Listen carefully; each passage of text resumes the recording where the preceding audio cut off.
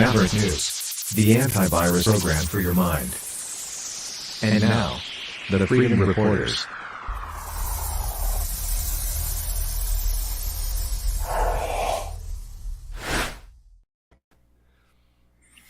Good evening, everybody. I'm Rick Walker. You're watching the Maverick News channel, and I'm here with my handsome, charming, and talented co-host. Good evening, everybody. It's Brendan Kennedy. It's good to be back here. We'll got quite a number of stories here that we'll be delivering our lovely insight into this evening, and it's going to be a hell of a show. Yeah, we're going to talk about Nazis and whether there really are. Whether there are Nazis in Ukraine or not, because it seems the legacy media can't make up its mind, its collective mind, hive mind. They seem to keep changing their mind collectively. So we'll illustrate that for you tonight. And Justin Trudeau was off to British Columbia, where he addressed a couple of things. He has been talking about climate change and not meeting the emissions reductions goals that he had set out for Canada, and then he's passing the buck to blame Stephen Harper. And he also was visiting possible grave sites of Indigenous children. So we'll comment on that. And we have other stories to talk about tonight as well. What else do you have there, Brendan? Well, we have queued up Disney execs in a meeting they had. Somebody had leaked some footage of it about why you may want to discontinue your Disney Plus subscription. So there is that to be looked into. And we'll also be looking into the Liberal government of Canada. They are putting in a law to make big tech companies like Google pay for Canadian news. So we'll be talking about the cause and effects of that. So, yeah, the old Canadian content, Canadian culture argument, and whether people should be paying for it, whether they like it or not. CanCon, Canadian content. Same thing with radio stations, television stations, all of those arguments. And Canadians are paying for these things unknowingly and in ways that they had no idea. And now they're trying to make it something that unfolds in the corporate sector, I would call it, by big tech. And so, I mean, It doesn't look good. It doesn't look good. I don't like how it looks. It's the way I see it. Like when I look at content, like a news story or something, I'm paying with my attention, and there's always like 100 ads in there. So it's like, because Google is not going to do that for free. They'll just say, "Well, to hell with you," then make the Canadians pay for it. At least I would say. Well, we'll get into it when we look at the nitty-gritty details, and we can kind of get the lay of the land on that. So where shall we start this evening?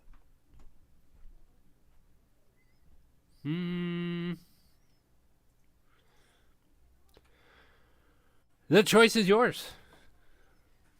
Well, I think probably we should start with Trudeau going to BC to talk about these First Nations grave sites. Let's do that. We can bring this up and start with that. So let's let some of this stuff roll. We've got a global news feed, and we can run some of that for the beginning of tonight's broadcast. Here we are. He's in, I believe, Williams Lake First Nation, and he's there with First Nation Chief Willie Sellers and Indigenous Crown Relations Minister Mark Miller. And these are some remarks outside, I think, the community center there. Hello, and I just wanted to, again, welcome the audience and welcome everyone that is watching online to the traditional territory of the Williams Lake First Nation, who is a part of the Chatham Nation. It's really hard not to get emotional on days like this. There's a number of different reasons that we could be emotional. One of the things that really choked me up and pulled on my strings today was just how proud of a leader I am on how great our community was showcased by so many different people. It started with the welcoming of our little chiefs, primary school and daycare, to the acknowledgement of the dancers, our cultural leaders, our elders, and starting us off in such a powerful and significant way, and really holding up our culture and our traditions and our ceremony. We talk about revitalization of those key things and how it is contributing to the balance of our communities and that reconciliation discussion. We are a proud people. We are proud First Nations. And today I am a proud Canadian on top of all of those things. We stand with the leader of this country and discuss things of significance that are going to really be and make a meaningful difference to how we move forward as a community, as a city, as a region, and as a country. We hold up those survivors, those elders, and we honor them, and we allow them to share this really cool moment with the leader of this country and with our community, while at the same time holding up our culture and our Secwepemc heritage. And that is what makes me very proud today. It makes me very honored, but at the same time makes me very emotional. It gives me hope moving forward that the things and the commitments that we talked about today are going to, make that meaningful impact with Prime Minister Trudeau, so that we can move forward and expedite the healing process of First Nations people in this country. There is still a lot of work to do. We understand that and we acknowledge that, but this is a great first step, and I'm very proud. Ho and Kwasel, all my relations. Willie, come here, stand beside. Thank you, Cookpee Willie, for your words and your leadership. I want to begin by thanking the elders, the drummers, the singers, the community members and leaders who welcomed us today onto the territory of the Williams Lake First Nations and the Secwepemc Nation. It's an opportunity to engage, to listen, to learn. I want to thank the elected officials who are here, including Todd Doherty, our fellow MP. I want to thank National Chief Roseanne Archibald, who's here, because this is really an important moment for this community to be coming together, and an important moment for me to be hearing from them. But it's also an important moment along the path of reconciliation and truth that we must walk as a country. And the leadership that Willie and this community and council have shown in incredibly difficult times is one that I'm deeply moved by and glad to be here with today. As we are gathering here today, I begin by thinking also about the First Nations, Inuit and Métis leadership right now at the Vatican this week, talking about the terrible history that we are remembering and dealing with here today, but that also requires a response and an apology from the Catholic Church and the Pope. And I want to tell those strong and brave leaders in Rome today, that we are with them as a government, but also as a country. We started this morning with an opportunity to sit down with elders, where they shared some of the pain and impacts of their times as survivors of residential schools, of the St. Joseph's Mission Residential School.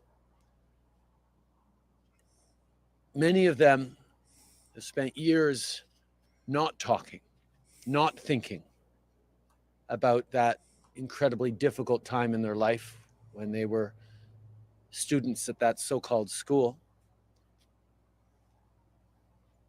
But to help the community heal, to help the community get closure and understand where and what happened there to some of their fellow students, they shared over the past days and weeks, sometimes stories that they'd never shared before because they were too painful. The courage and the strength of those elders touches us all deeply. And it is that desire not to look back to the past, but understand the past to build a better future that we are coming together today. Canada is committed to continuing funding for the Williams Lake First Nation in its continued search for truth and healing and closure. We're announcing $2.9 million today for phase 2 of the work they're doing. There will be more phases and more funding to come, but right now the focus on documenting and finding the truth, but also on supporting survivors, supporting a community that is being re-traumatized, as so many are across the country, by the terrible findings of 93 reflections, knowing there are so many more out there still to be found, to be remembered, to be honored. And we will be continued partners in this difficult moment, as long as it takes. I also got the opportunity to sit down with the chief and council to talk about issues of importance. One of the most important ones is ensuring that everything is done to make sure that all the information, all the records that exist out there be made fully available to this community, to find the truth, to give closure, to track down and honor the memories of all those lives lost in this. I want to pause it for a minute. Brendan, do you think that the government, do you think that the people involved here, do you think they really want truth? Do you think that they really want to find truth, or do they want something else? I don't think that they want to find truth at all. This is something I'm kind of well versed at in regards to the Indigenous situation. The Truth and Reconciliation documents from 2008, they reveal a lot of information. In fact, none of this is new news. And the reason why I don't think they want the truth out about this is because, well, A, it was already out there, and B, the way they mishandled this story last year, from even where the universities have been involved, has been nothing but lies and deception. And I am at no point here saying that this narrative is totally fake, because there is First Nations. There was a lot of neglect in these residential schools, and that would have led to the deaths of thousands of kids. But where they got it wrong is examples like this, where from a scientific standpoint, we have a preliminary ground penetrating radar scan. Back up. What did you mean by that? Neglect leading to thousands of deaths. Well, there is a lot of deaths at the residential schools, and the neglect would have probably been things like not properly separating people who had diseases and that sort of thing. And so instead of separating people who had diseases, they were all together, tuberculosis and that sort of thing. Is that neglect? Well, I would call it like what a lot of people died of tuberculosis. So what are you basing your statement that there was? Are you saying that there was neglect in the schools? Yes, there was, and it was reported on by a doctor. What the heck's his name? Peter something from 19 something, where he was a doctor for the Indian Act, for the Indian Department of Indian Affairs in early 1900s, and he brought his findings to the government at the time, and they totally refused to acknowledge any of his findings. And so he had recommended in early 1900 that a lot of these kids with communicable diseases should be separated, and nobody paid attention to him. And so he published a pamphlet on it where he blew the whole thing out of the water in, it was like 1908 or something like that. So this has been public knowledge for over 100 years. And that doctor was ultimately fired from his position. And he had a lot of concerns. And so I would say the government knew about how the conditions in a lot of these schools were for over 100 years. And that's where I'm basing it off of. So what's your position on this? I'm sure I'm following you. Okay, well, so that is the neglect part, but the truth part that they don't care about is because they're taking preliminary ground radar scans, and especially last year, they very irresponsibly reported on this issue where they were saying, oh, we had found mass graves and this sort of thing, but it's not ideal in any archaeological situation to take your ground penetrating radar scans and make definitive assertions about them, because that doesn't tell you the story. It doesn't even tell you if there's any human remains there because of how vague the scans are. And a lot of times these scans are just wrong altogether. They don't take any pictures or anything. They just show you, they give archaeologists and that sort of thing an idea about where to dig, but they don't give you anything definitive. And here's an example of that. You can take a look at this one from last year. So this is from the University of Alberta, and this was about the Kamloops Residential School burial site. And it says, with profound sadness, we learned of the unearthing of the remains of 215 children buried at the site at the former Kamloops Indian Residential School. So look at that word. That would imply that they'd successfully excavated 215 children, but that's not true at all, because that was only done with ground penetrating radar scans.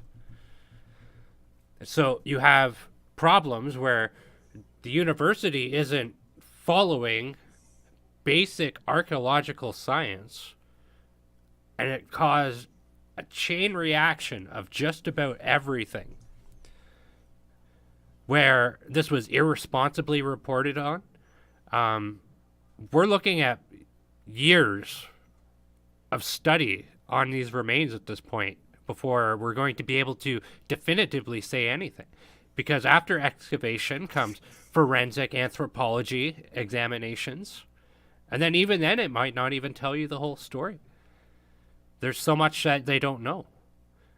And so for them, whenever they come out with these new findings, it's this, with this situation at Williams Lake, the media reported on it a little bit more responsibly. I want to back up again.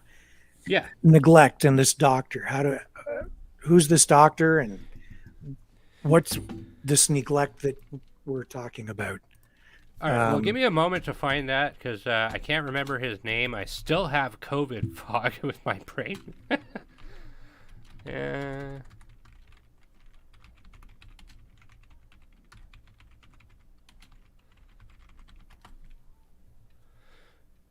Dr. Peter Bryce, and he had produced a pamphlet in the early 1900s. I have another question too. Did Justin Trudeau bring a teddy bear today? I don't know. I didn't catch that part. I don't think so. Because he did the other time, right? Yeah, he did. Yeah. Let's see. So, yeah, Dr. Peter Bryce. He did a tour of examination of these schools. Peter Henderson Bryce became the first chief medical officer of the Department of the Interior in 1904. This was 20 years after Sir John A. Macdonald made the First Nations children official wards of the state. And it goes on. And he issued a pamphlet in 1907 where he talks about essentially the Canadian government not discussing any of his findings with him, refusing to act on any of his medical recommendations, etc., etc.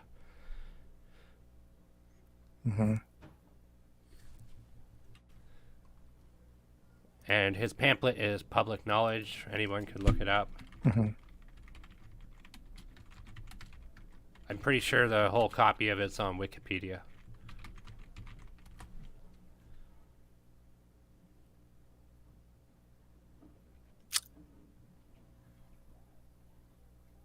Okay.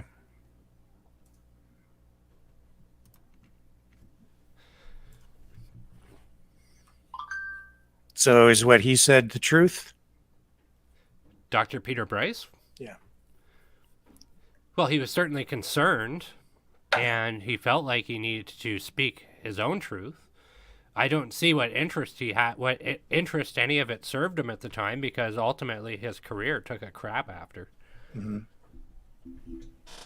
And so, I mean, I would say... What did he say about the deaths?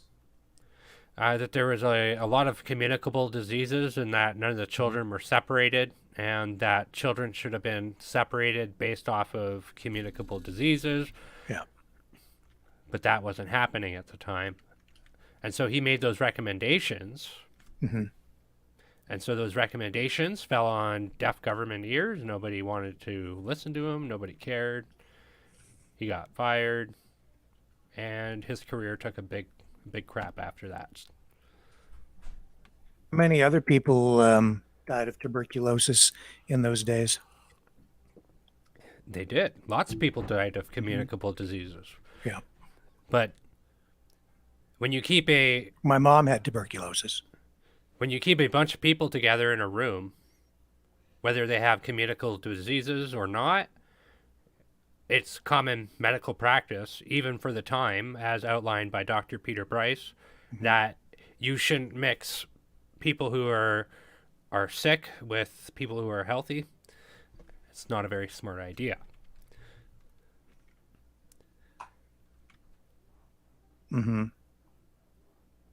And that's what year? What year was this? 1908, 1907. And why was Justin Trudeau there today? Why did he pick now to go? He picked now to go because Ottawa announces $2.9 million in funding as Williams Lake First Nations investigates potential burial sites, and so they're going to give $2.9 million to the reservation to Why did he go? excavate these findings. Why did he go on that tour of Europe? To, I don't know. Shore up his image, maybe. Shore up his image, yeah.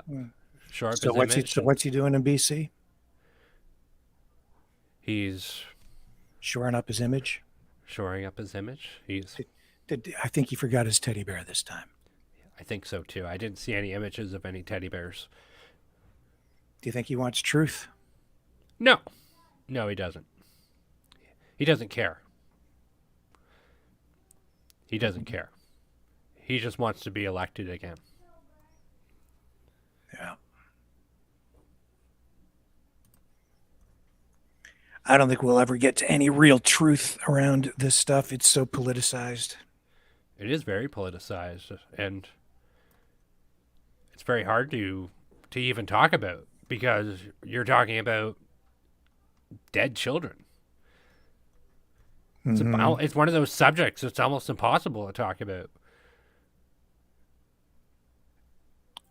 So what if I were to say like, oh well, I don't believe that the narrative regarding the residential school graves at this point in time because all the findings are still preliminary. Archaeological season is going to be coming up in Canada soon. Did you notice how Trudeau said that there are more to be found? How does he know? He doesn't know. It's impossible to say. Because they've already written the script. Yeah. Yeah, they have. Nobody has come out to talk about any of the irresponsible reporting from last year with Kamloops. Except there was one article written by one professor out of Montreal that clearly and explicitly states that they have not unearthed any remains at any of these reservations. And that some of them may in fact be known graveyards. Who got the blame for this? I don't think anybody got the blame for it. Oh, I disagree. Well, I guess all the white people in Canada, I would say, would be one way of looking at it. And why was our flag flown at half staff for months? Well, that's the assault on people. They want people to be down. It's a consistent reminder of fear and turmoil and trauma, which is meant to demoralize the population.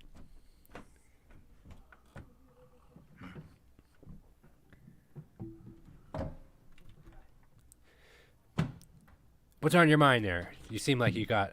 I don't like this story. And I don't like the way I don't like the way the story's being spun. I don't like the way the government shifts the blame. I don't like the way... See, who did this? Who did whatever it was that was done? And you got to remember, too, like, I was going to school at a time when this sort of was coming to a conclusion. And so these schools were being shut down around the time when I was in elementary school. And they started to bring in First Nations kids to integrate into the school where I was, attending class. So I have some recollection of that. Mm-hmm. And the way things were back then at the tail end of all of it. And this whole story stinks.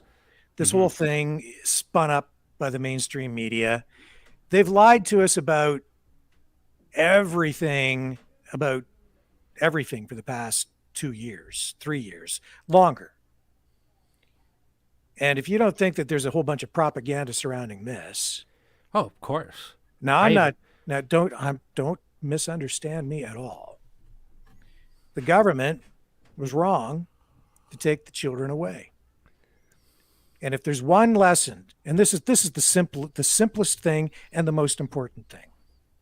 If there's one thing to be learned from this, it's that we need to make sure that the government never has enough power to impose its will on the people to that level. where they can actually come in and just take your children away. What have we done for the past 2 years? We let the government, in the face of all this, even in the face of this story unfolding, we let the government impose its will on the people to the point where they violated bodily autonomy. They took away parental rights with regard to vaccinations so that children as young as, I think it was 12, right, could get vaccinated without parental consent, so that kids attending school without a parent around could get a needle. We saw mandates and just huge government overreach. We saw kids arrested off skate. All of this fascistic behavior. And I've seen other, incidents of less serious things, but government imposition into people's lives. Even if you want to talk about the emerald ash borer and the Canadian Food Inspection Agency and the way that they decided they were just going to cut down every damn ash tree in a huge swath from Lake St. Clair to Lake Erie, and went on people's private property and chopped down all their trees. That's just another example. But this story with the Indigenous schools, the First Nations schools, what it shows is that we can't let the government impose its will on the people and take people's rights away. These people had no rights, and the government took the children away. So what has the government done? And where has the blame been laid? The blame gets laid at the feet of a certain group of Canadians, not at the government's feet. And there's so much politics surrounding all of this. It will never die. This is a story that is being used for political purposes, which is disgusting. Mm-hmm. And there is a political aspect to it, of course. But they don't want truth, Brendan. They want, of course not. They want to weaponize the story, and different people want to weaponize it in different ways. Different people want to use the story, spin it up, and even embellish it for political purposes. And that's what Justin Trudeau is doing today, because he's used it as a photo op before. He's using it as an opportunity again. It's politically expedient for him to go out there and do this at a time when his popularity is at probably an all-time low, because he's been acting like a tyrant. So now he's looking for something soft and fuzzy, something a little bit that he can grab onto to make the people feel like he's standing up for the people, doing something, for social justice. Well, definitely in regards to First Nations, it's very complicated. You have the collapse of the fur trade at the turn of the century. You have all this stuff happening in Canada. It's complicated. I'm not going to pretend to know the answers about it, but I think you're absolutely right that we have lessons for the future where we shouldn't allow the government to be in a position to take our children away, for example. And we have definitely big lessons to learn on the conditions of a lot of these reserves is basically what happens when you have socialism. Because this has been something we've been throwing money at for multiple lifetimes, and none of the problems are even remotely fixed. In fact, it wouldn't surprise me if this story just went away, and then when it comes back again, it'll always come back, right? And they're going to use it to... Because it's like... This has been described as a genocide, and this is a very dangerous thing that they're spinning here, Brendan, because it's divisive. Again, it's about identity politics. It's this whole initiative by government, and honestly by some in the First Nations. They're using this for political purposes. And because it's a lot, this is all covered in identity politics. It's dangerous because it lays blame. It's not meant to heal. It's meant to point fingers, lay blame, seek revenge, get compensation, and it just spins and goes on and on. And it's not about truth.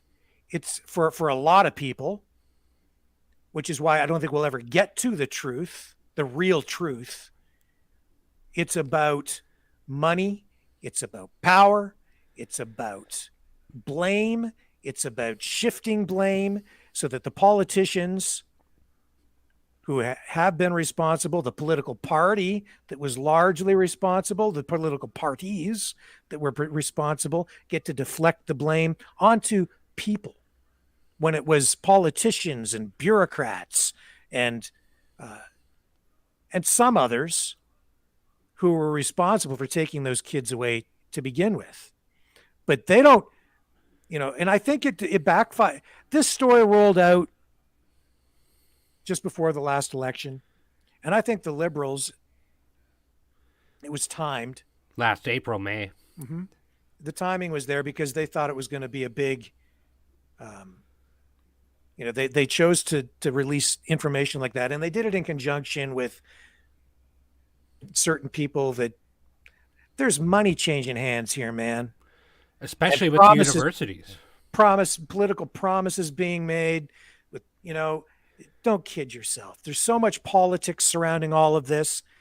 And a lot of this ties into the larger agenda to take Canada and push it even further toward being that first post-nation state in the world and bringing it under a one world government umbrella.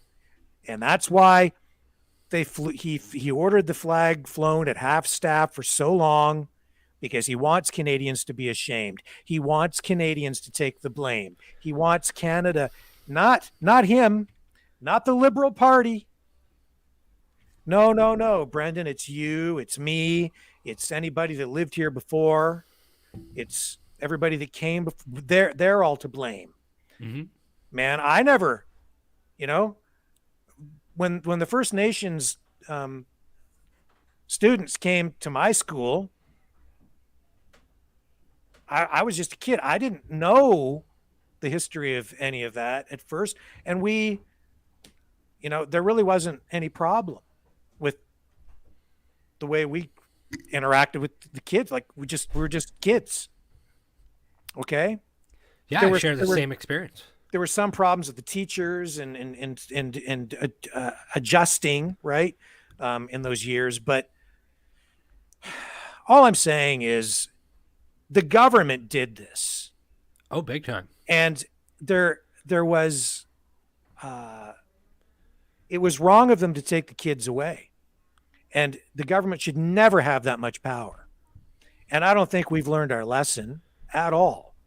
And the people who are kicking and screaming the loudest about this and virtue signaling about it are the same ones who are saying, oh, no, it's okay for a 12-year-old to get injected without their parental consent, because they're morons, because they don't really understand what happened with the First Nations, and they don't even get the correlation, the association, the similarity. They don't see the connection between that. And they don't see that Justin Trudeau, if he had been in power back then, he probably would have done the same damn thing because of the way he is. But you and I, Brendan, probably would have been opposed to it and fighting against it even back then, because we're here and people like us, and the people watching this program would have been opposed to it. And if we had been aware what was going on, we would have been opposed. Because we're proving it because we're here. Yeah. But at the same time, I also don't like that it happened, that the kids were taken away. And I have no doubt that kids died there. But we don't know the details. No, we don't know. We don't know how many. We don't know what the deal is with these grave sites. They are not the kind of grave sites that have been described by the mainstream media, because and by Jagmeet Singh, who described them as mass graves. What is a mass grave? That's where you go out and you dig a big ditch and you chuck bodies in it, and you don't mark any of them. You just pile them in and cover them over because you've had some sort of a mass killing. That's not what these graves are. And the ground penetrating radar shows that. Mm-hmm. And you can't tell from ground penetrating radar. Absolutely not. Very much at all. No. And in fact, you can't even be sure sometimes if there's even a body there. Keyword preliminary investigation. And this goes back to the university. Because at the end of the day, the university is going to get paid millions, as you've seen. So they're going to give that money. Do you think the people at that reservation are qualified to conduct an archaeological dig? No. So if people really want truth, I'm all for that. I'm all for finding truth. And I'm all for get the documents out, lay it all out, whatever. If you want to go down that path and find out what the truth is, I'm all for that. But if you just want to spend a bunch of money and play politics and use whatever stories you spin up the way that they do, so that you can tear down the country, rip people apart, divide people, make people feel ashamed of their country, attack the flag, make people ashamed to be Canadian, and work to really undermine and destroy the country using this story. If that's what your objective is, or if your objective is just simply to do all of that and, funnel a bunch of money around, use a bunch of tax dollars, get a bunch of votes, manipulate public opinion. Well, that's just it. Then I'm not into that. And how many guilt Facebook posts have you come across after last year? I see these all the time. They're over 20,000 children dug up, and what did you do to these memes are up all over the place, but the whole purpose of them is to demoralize you, and it's bloody awful. And look at what happened as a result of this story. That's why the churches were burning. Yeah. How many? About 50? Yeah, about 50. About 50. Well, burned or so defiled. You see, it's given those people who want to tear the country down everything they need to do that. And that's why we're not getting to the truth. It's because people are using it for political purposes. It undermines religion. It discredits religion. It makes people ashamed of their religion. It makes people ashamed of their country. It disgraces the flag. It demonizes a whole segment of the Canadian population as genocidal maniacs who are racist simply because of their birthright and simply because of the color of their skin, which is an extremely dangerous way to cast this. It divides people and gives and allows the government to shift blame away from itself onto a group of people based on race.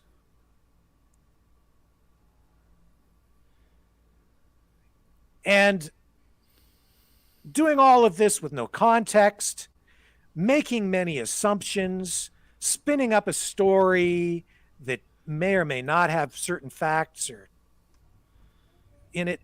I turn on the radio, I watch television, especially when this story first broke, and it was 24/7 genocide. Well, I'll tell you this. What other group in history, what other political group in history was guilty of, groups have been guilty of genocide? What's the number one genocidal maniac that comes to mind? Well, Adolf Hitler. Who was accused of committing genocide on a Adolf Hitler. Who killed all the Jews? Adolf Hitler. Who had mass graves? Adolf Hitler and the Nazis. Who's being portrayed now in that same light in Canada? That's the story that's being told.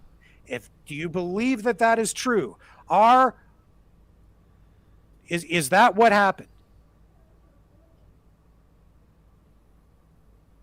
Is that what happened? Are you following what I'm saying? Yeah. Well, I don't know. I don't think anybody knows. I think people do know, Brendan. I think some people know. Is that the truth? That you've got a bunch of genocidal, maniacal, crazy,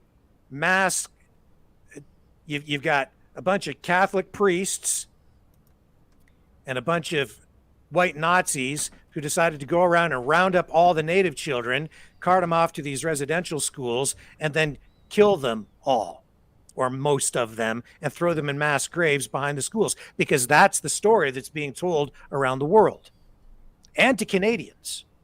Well, it's a bunch of bunkum, right? And and here's the other thing that's dangerous about it. It's being told to Canadians who have not been taught history in school, a few generations of them.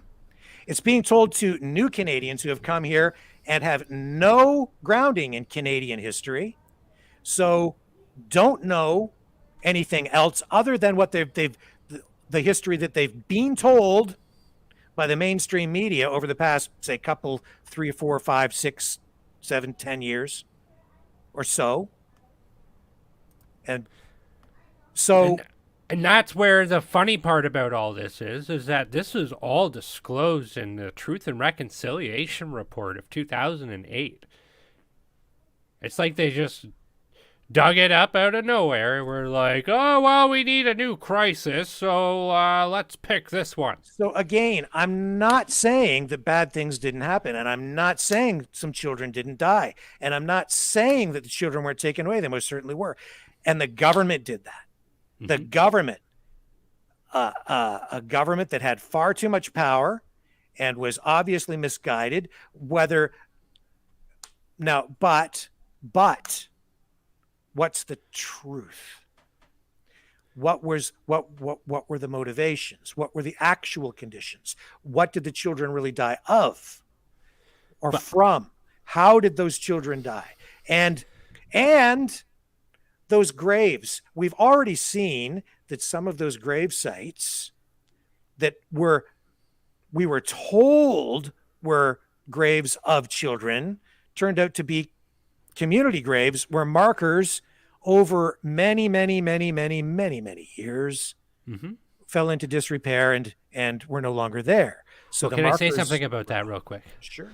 So a big part of last year when this story hit is they were saying mass unmarked graves, unmarked graves, unmarked graves, unmarked graves. They repeated it around the clock, just like you said. Well, 99.9% of graves throughout the history of Canada were unmarked. Don't know where they're at. It happens all the time. It's common across North America. And people need to remember that it was a different time. It was a different time. In what year was that? What year was that? That doctor? Dr. Peter Bryce? Yes. In 1907, he released the pamphlet. Okay, so in 1907, were there cars? Yes, but not many. widespread. Right. The automobile was just coming in. Okay, let's put this in perspective. Were there ambulances? No. Was there penicillin? I'm not sure what year penicillin was invented. Not in 1907. Antibiotics? Nope. Not in 1907. It was a different time. Absolutely. And you As know I what? said, even my mom had tuberculosis. She has, she as a kid, she survived. A lot of people had tuberculosis. There were a lot of diseases that went around, and it was a different time. Everything was different back then, and people forget that. They just think of it in terms of, it's just like mass graves, and you see the story's not being told in proper context, and it's being told without facts really being shared with people and real information. Mm-hmm. And in fact, the way they present it as new information is, quite frankly, stupid. And that was one of the things that I couldn't help but laugh at when it all happened. It's like, okay, well, it's not my fault you guys didn't pay attention, and now it's too late. I actually firmly believe that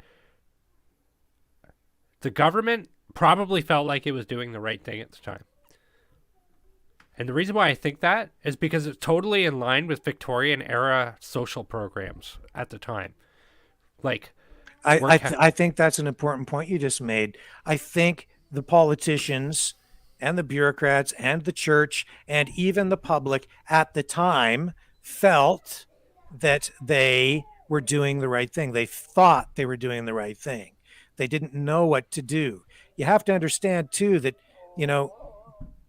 they were trying to find a way to provide proper education for the children for First Nations children, what they thought was a proper education. After the collapse of the fur trade, right? Yeah, well, yeah. I mean, it was, like I said, it was an evolving country. Mm-hmm. We were just getting into the Industrial Revolution.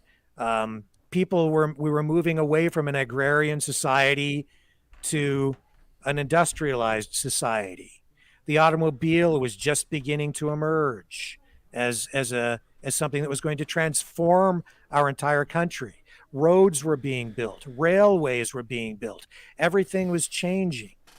So the politicians of the day were trying to find a way to not just First Nations people, but the entire population. How do we, as a nation, and as a collective people, how do we provide for people? How do we get people to shift? How do we educate people so they can have relevant skills and be employed and participate in this modern society that they were trying to build at the time? In some ways, it was very much a time similar to now, where we are looking at major shifts in the way that our society functions and technology, and the technology that is changing things. So the politicians were trying to find a way to provide for the children. And if today we were looking back, and if they hadn't provided, say, schooling back then for First Nations kids, they would have been accused of leaving them behind. Mm-hmm. They just didn't go about it in a very proper way. They didn't think it through properly, I don't think, back then. Well, and they made a huge mistake because they thought, no one did at the time, and we'll take them away. It's like I said before. This experiment was really not that much different than any other Victorian era help programs, because that was when these charitable organizations started popping out, or charitable ideas, because they weren't there before at all. And so that is something that you got out of the Victorian era. It's weird. But if you look at England at the time, and you look at orphanages, and you look at like programs, you're going to see the same kind of results.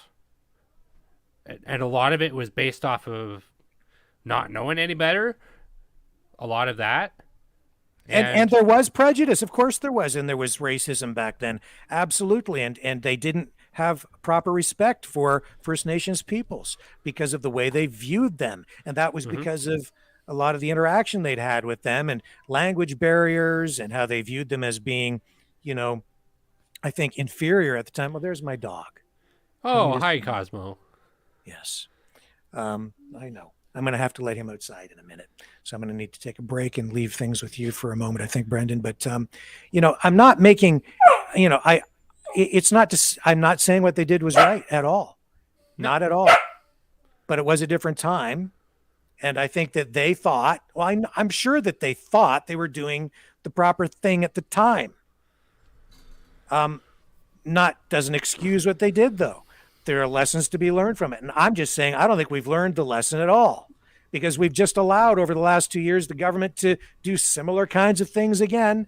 And we let Trudeau do it again today, where he used it as because he's a political opportunist. So he's just using it. He's not fixing anything. He hasn't given them water. He hasn't lived up to any of the promises he made to First Nations people. He's just down there again, grandstanding, paying lip service to this stuff, twisting the story, pretending like he's sad, posing for the cameras, using it as a photo op. Mm-hmm. And the Absolutely. Canadian people, a lot of them are just eating it all up. And the truth doesn't matter, because they'll spin it this way and spin it that way and twist this fact. And it's not about real information. And that's why he said, and there are many more to be found. Well, you don't know, because ground penetrating radar in itself does not tell you very much. And if you really want truth, then you're going to have to do a much more exhaustive investigation. And you already have a lot of documentation from back in 2008.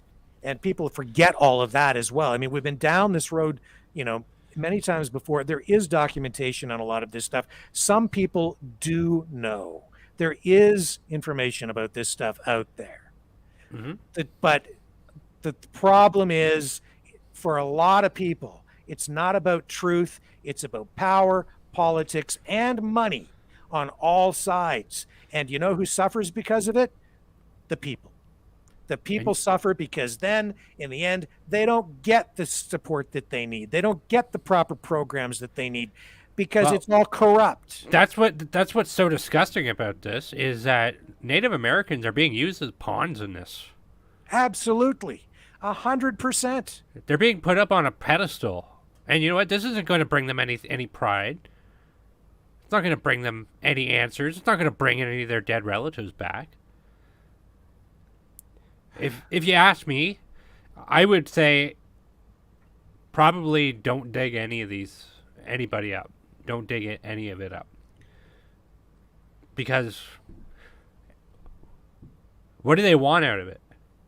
And what's going to give them a better tomorrow out of it? I doubt anything. You can't get that back. And life was tough in Canada. You've talked about your mom had tuberculosis. Well, you know what? I talked to a cousin of mine who went to school in the 60s in Northern Ontario, and we sat there and we talked about this one evening, and we've concluded he's had approximately one classmate die every year, whether it be hypothermia or various accidents, that sort of thing, on the schoolyard in the 60s. One schoolyard death a year from his class alone. Mm-hmm. And I've heard my dad talk about these stories. I've heard my mother talk about these stories. Life was tough back then, man. You got lead paint. Like, whatever wasn't going to kill you physically would kill you via poison or something else, right? Life was tough. When I was a kid, teenager, a lot of kids were killed in car accidents because they'd go out and get drunk and no seat belts and drive a million miles an hour in a muscle car, right? And just a lot of stupid, senseless deaths that way. Yeah. But yeah, and Joan McDonald says polio was a big killer back then. That's right. I mean, you just, if it didn't matter if you were, didn't matter who you were. If you got some of these illnesses, man, it was sometimes fatal. Things that today were, easily addressed. And so even for that doctor to say, well, there was neglect. Well, yeah, there probably was a lot of neglect. However you want to characterize that. but I think there was probably neglect in other places as well. And maybe not even just so much neglect, but when you put people in a building together, and then if a disease gets in there, like it spreads, right? And it was a different time. And we're second guessing all of this, and hindsight is 2020 and blah, blah, blah, blah, blah, right?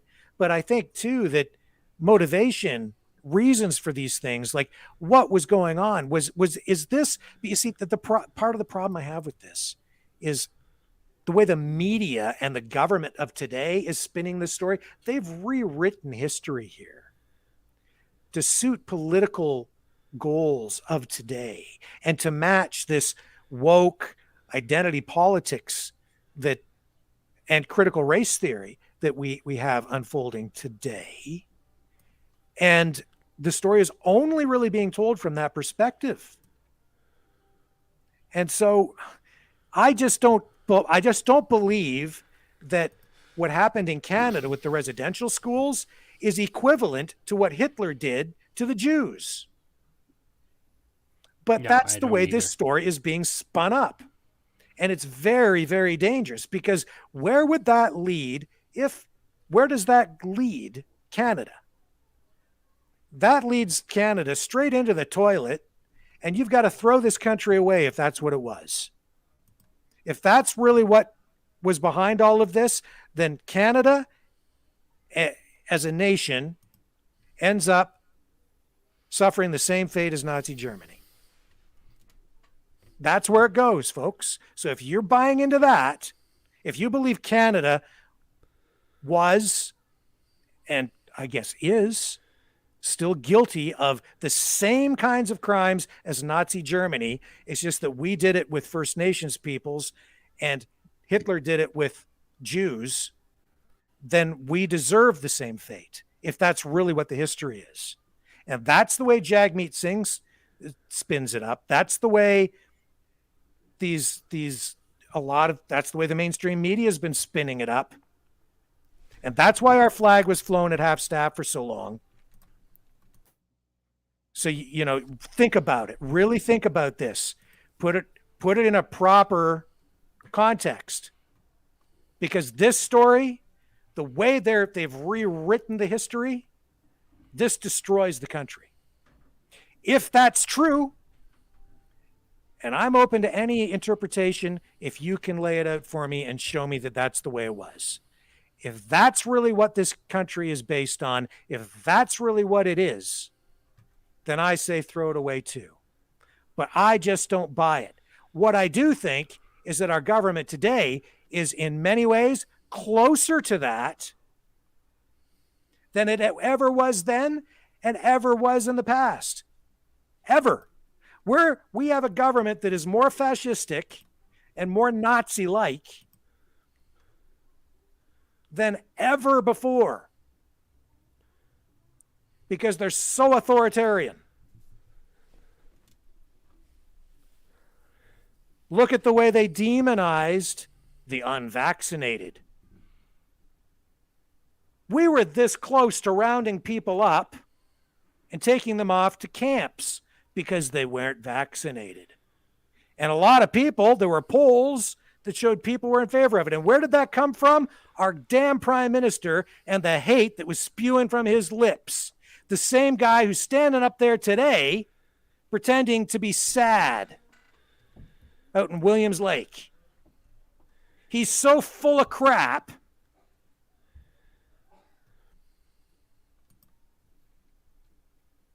It's just a bunch of bunk. Bad things happened in the past. Yes. But if you want truth, then let's get to the truth. But if you just want to tell a story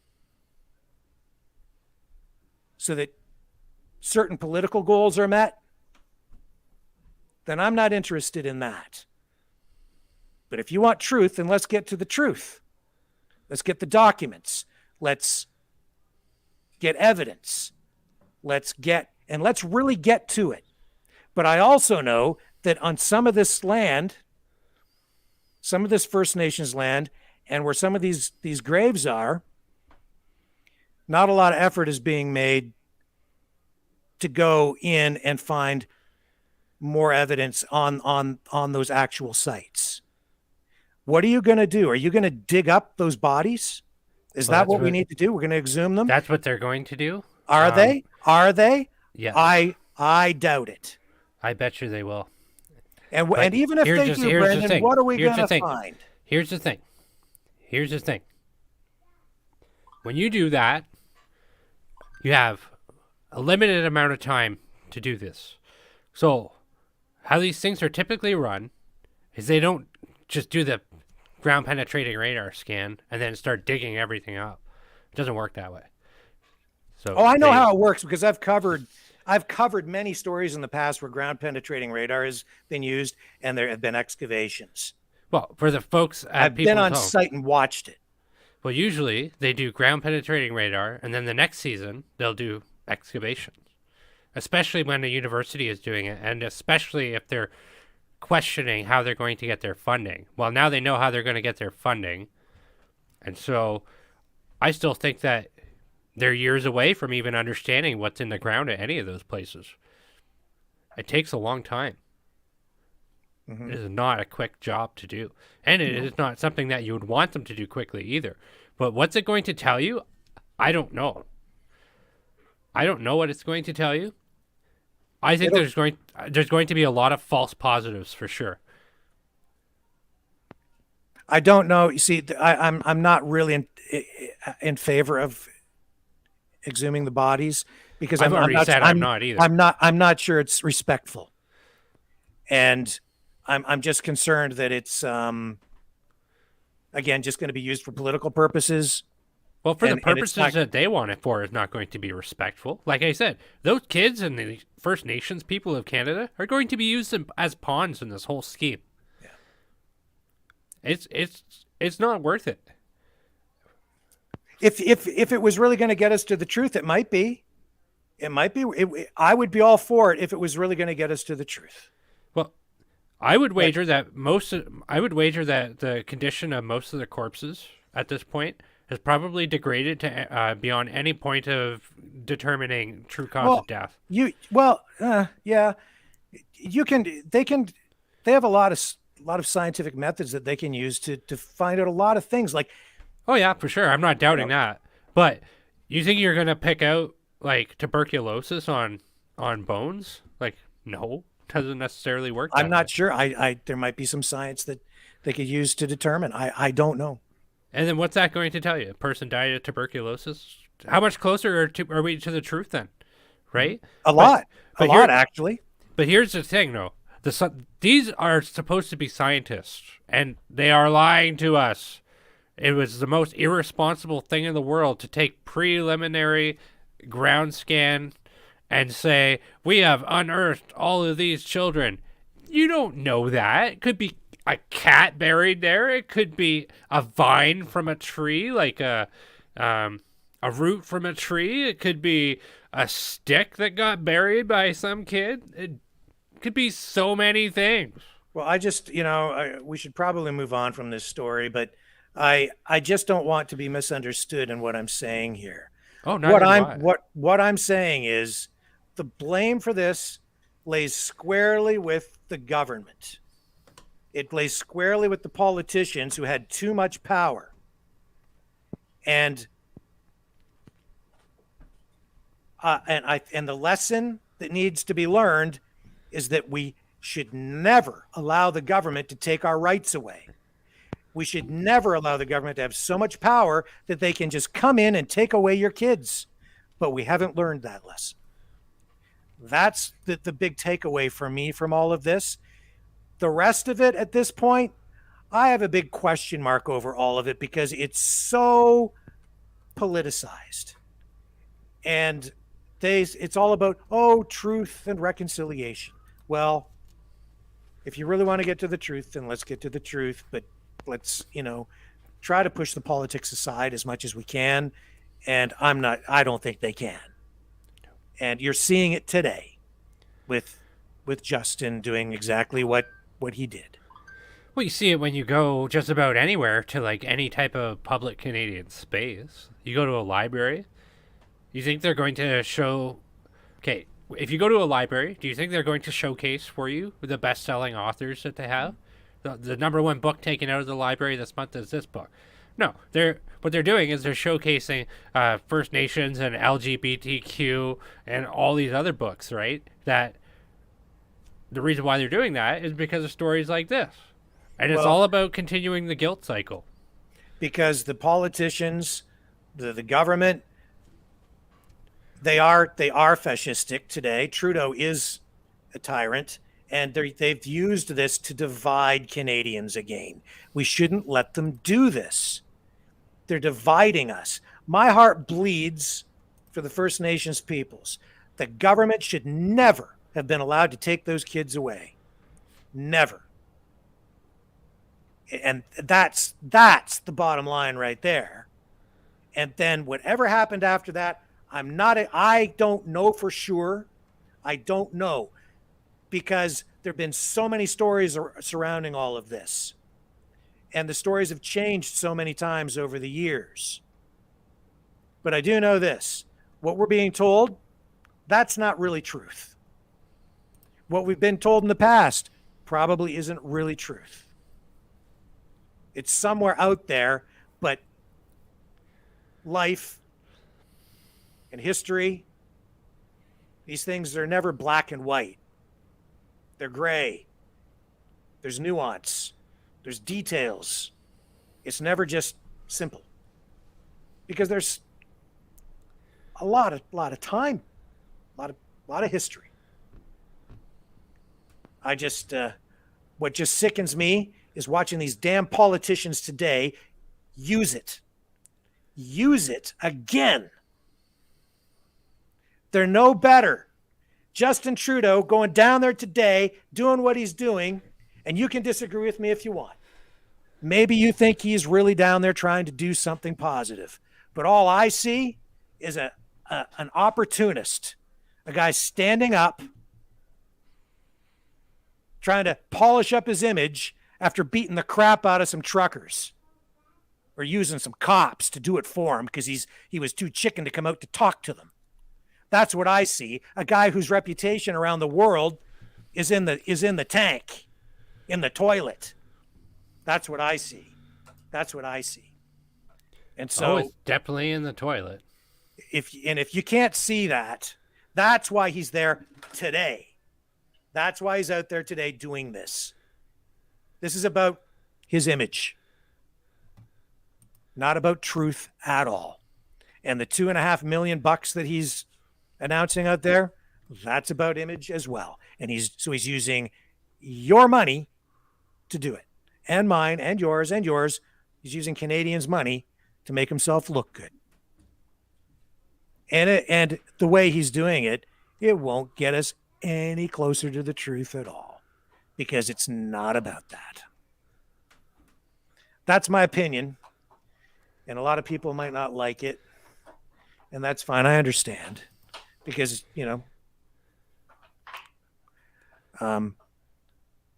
I totally get it. And what are the people saying? Yeah, he only cares about himself.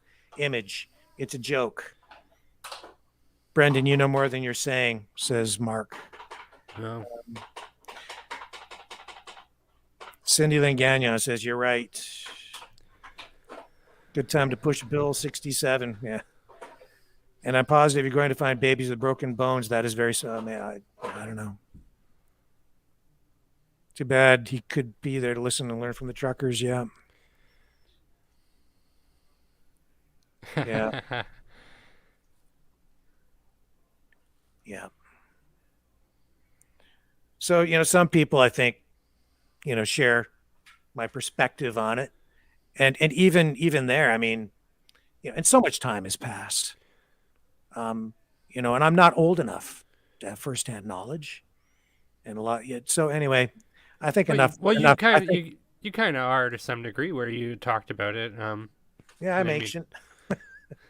Yeah. See, it was I was there in the 1970s, and in my school they did start to bus in kids from reserves and First Nations kids, and and it was a changing time, and that's when they started to take us out to learn more about First Nations history from a First Nations perspective, and that was also very had that. useful. And we used to sing, actually, Brendan, even then we used to sing Kumbaya some days, instead of saying the Lord's Prayer. We used to say the Lord's Prayer in schools back then, and then because we had the First Nations kids come in, some days we do both, and some days we just do Kumbaya. And it was a changing time.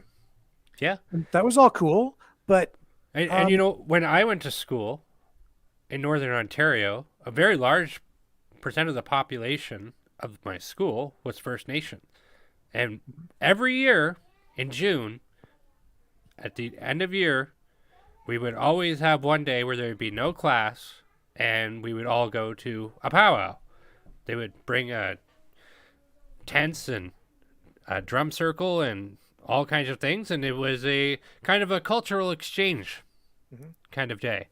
And so I find it very interesting that I kind of had that shared experience for all those years.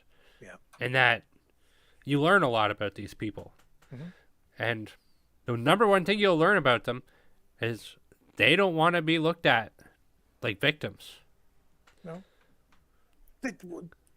I don't know, man. When I was a kid, like, the politics of it just didn't come into play with me and the other kids that were from the First Nations kids. We were just going to school together. It just wasn't even a thing back then. But it was also kind of I think probably for the First Nations kids, it was more of a thing because it was a bigger change for them because they came into the school. But for us kids, it wasn't an issue having them come and join us. It was just like, it was just more new kids coming in. And at that time, there were a lot of kids coming actually from all different countries at the time, back in the 70s. I remember kids coming from all kinds of different countries to go to school with us. So to me, it was just more kids. And that's the way it just kind of was. So that was it. Yeah. Well, we should go into the next story. Yep.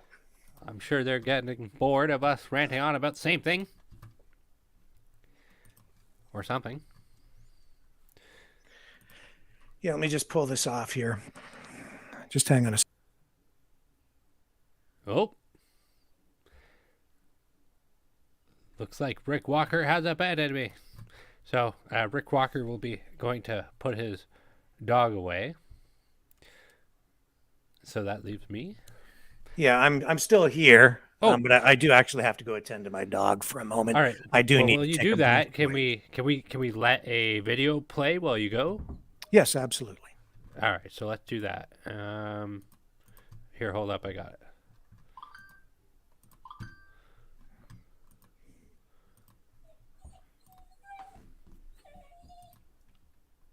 All right. All right, so I really wanted to talk about this story here today, so I'll start with this. And if you, okay, when you come back. Yeah. How long is this video? It's only a minute. Yep.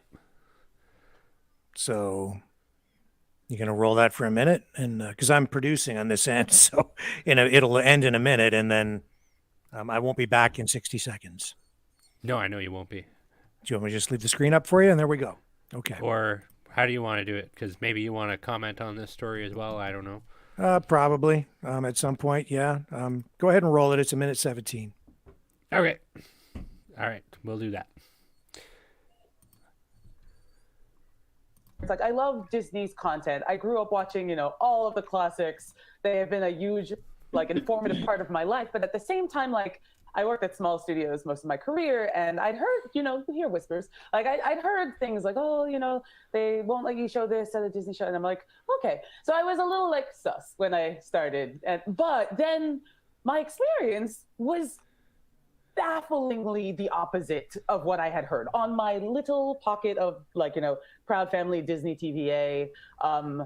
The showrunners were super welcoming. Meredith Roberts and our leadership over there has been so welcoming to my not at all secret gay agenda. And so I feel like I felt like it was, maybe it was that way in the past, but I guess something must have happened in the last they're turning it around, they're going hard. And then all that momentum that I felt, that sense of I don't have to be afraid to let's have these two characters kiss, let's in the background this I was just wherever I could just basically adding queerness to if you see anything queer in the show, I'm proud family. But I just was no one would stop me and no one was trying to stop me.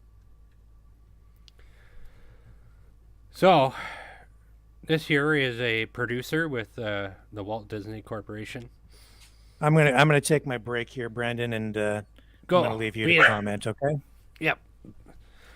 So as I was stating, this individual here is a producer for the Walt Disney Corporation. As we all know, lots of people like Disney. I recently, probably about 2 months ago, I got rid of Disney Plus, as I was no longer comfortable with some of the content that was coming through on it. And this is just me, because I'm not pro censorship, but look, hey, if they want to do this, that's all up to them. It just doesn't mean that I have to buy it. But I think that there's a bigger message here about indoctrinating children into whatever it is that Disney thinks is okay to. I get along with people of all creeds and everything. However, the stuff they're talking about is the type of stuff that I don't talk about, especially with my children. I don't talk about anything sexual with children because I think that's absolutely wrong. So when you're looking at what the message of Disney is trying to push off on your kids is, well, they want to, it's very clear here that this producer had made it very clear that they have a not-so-secret gay agenda. To what purpose or to what good is teaching that to your kids? Tolerance and acceptance of other individuals is very high on my list of values, and I totally get that. But pushing sexuality, I don't care what that may be, on kids is definitely wrong. This is an attack on people who value family, people who have Christian morals. And in no way is this good for Walt Disney. At the end of the day, I could have continued my $13.99 a month subscription with Disney. I'm very glad I didn't. It's just not worth the money. And for what? To indoctrinate my kids? No. But thinking about this story and how much this is going on, I brought my kids to the library today. And it's like I said earlier, do you think these government institutions like libraries, do you think they're pushing out the books that everybody wants to read? Or are they going to highlight things like this agenda, the LGBTQ agenda? At the end of the day, we shouldn't care about what anybody does in their bedroom. But we should all be more concerned about instilling proper values in our children. I don't think that this is going to be to the benefit of anyone. It's not going to be to the benefit of your children. So that's kind of my thoughts on that. That there's a lot of manipulation inside of corporate media to go after your kids, and it's not doing anybody any favors. So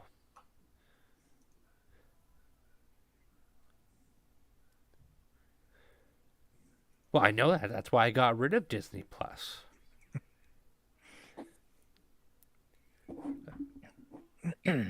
So what are your thoughts about the not so secret gay agenda at Disney?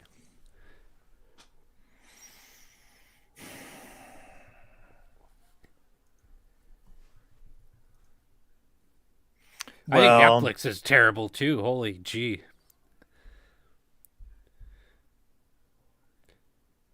Remember when you used to be able to just pay for Netflix? You had a streaming service for $6.99 a month, and now it's like what? It's $14.99 a month now. You spend all night looking for stuff to watch on it. It's maybe I'm a little bit extreme in that regard, where I can't handle looking at any of it, and that it's just not worth any value to me. I will say that there is absolutely, and there has been absolutely, an effort to destroy the family in Western society, in Canada and the United States. And it has been quite successful. Yeah. And part of it is by promoting certain lifestyles. I think it's one thing to be accepting and not be judgmental, and I don't care what people's sexual orientation is. I don't care. It's just not an issue for me. I do have concerns about promotion of particular lifestyles, especially among children. And I think that the answer for me is that it should largely be left up to parents to decide how they want to raise their kids. Yeah, it should be. And I think the problem is you have now not just you have not just government trying to push an agenda. You have corporations buying into political ideologies that are married with cultural and sexual politics. And that's spilling over now into the way that they treat kids. And it makes me uncomfortable. I don't particularly like it. But you can say that about just about every aspect of cultural Marxism, cultural politics, and the way everything has gone in our society. So, is this surprising? No, it's been there for quite a while. And all you have to do, honestly, Brendan, I don't even go to the movies anymore because I can't stand to watch. I rarely ever watch a new movie because every movie is about social engineering. Every movie, every television show. And it's been like that for a long, long time. And I guess maybe it's always been like that. Maybe I just wasn't as sensitive to it before because I was younger and not as aware. And I guess you can even go back to the 1940s and look at propaganda films. Well, pro-America, anti-Nazi films of the day, right? You look at movies like It's a Wonderful Life or, all these movies that are like Americana from those days. and they're all filled with, you could argue, American propaganda, American promotion. You could argue that those movies of in those days promoted heterosexuality. If you wanted to, you could portray it that way. So I mean, Well, you could portray it that way, but I don't think that it necessarily does that. I think that most people, on average, are heterosexual, and I think most people, on average, when they wanted to go see movies, they wanted to see things that are normal. They don't want to go in there and see things that they would otherwise be like, well, what the hell? I didn't want to see that, right? And yeah, I would go as far to say that Americana is inherently good in the sense that it has created a society that has been more or less for the better or for worse, it's been exceptionally good.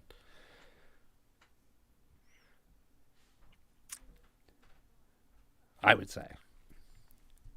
And so maybe, just maybe, a lot of those older movies are pushing that propaganda, but I don't inherently think there's all that much wrong with that. If you want to call it propaganda. I mean, you might not view it that way.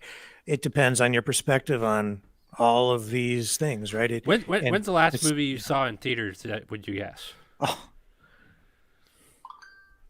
a few years ago now.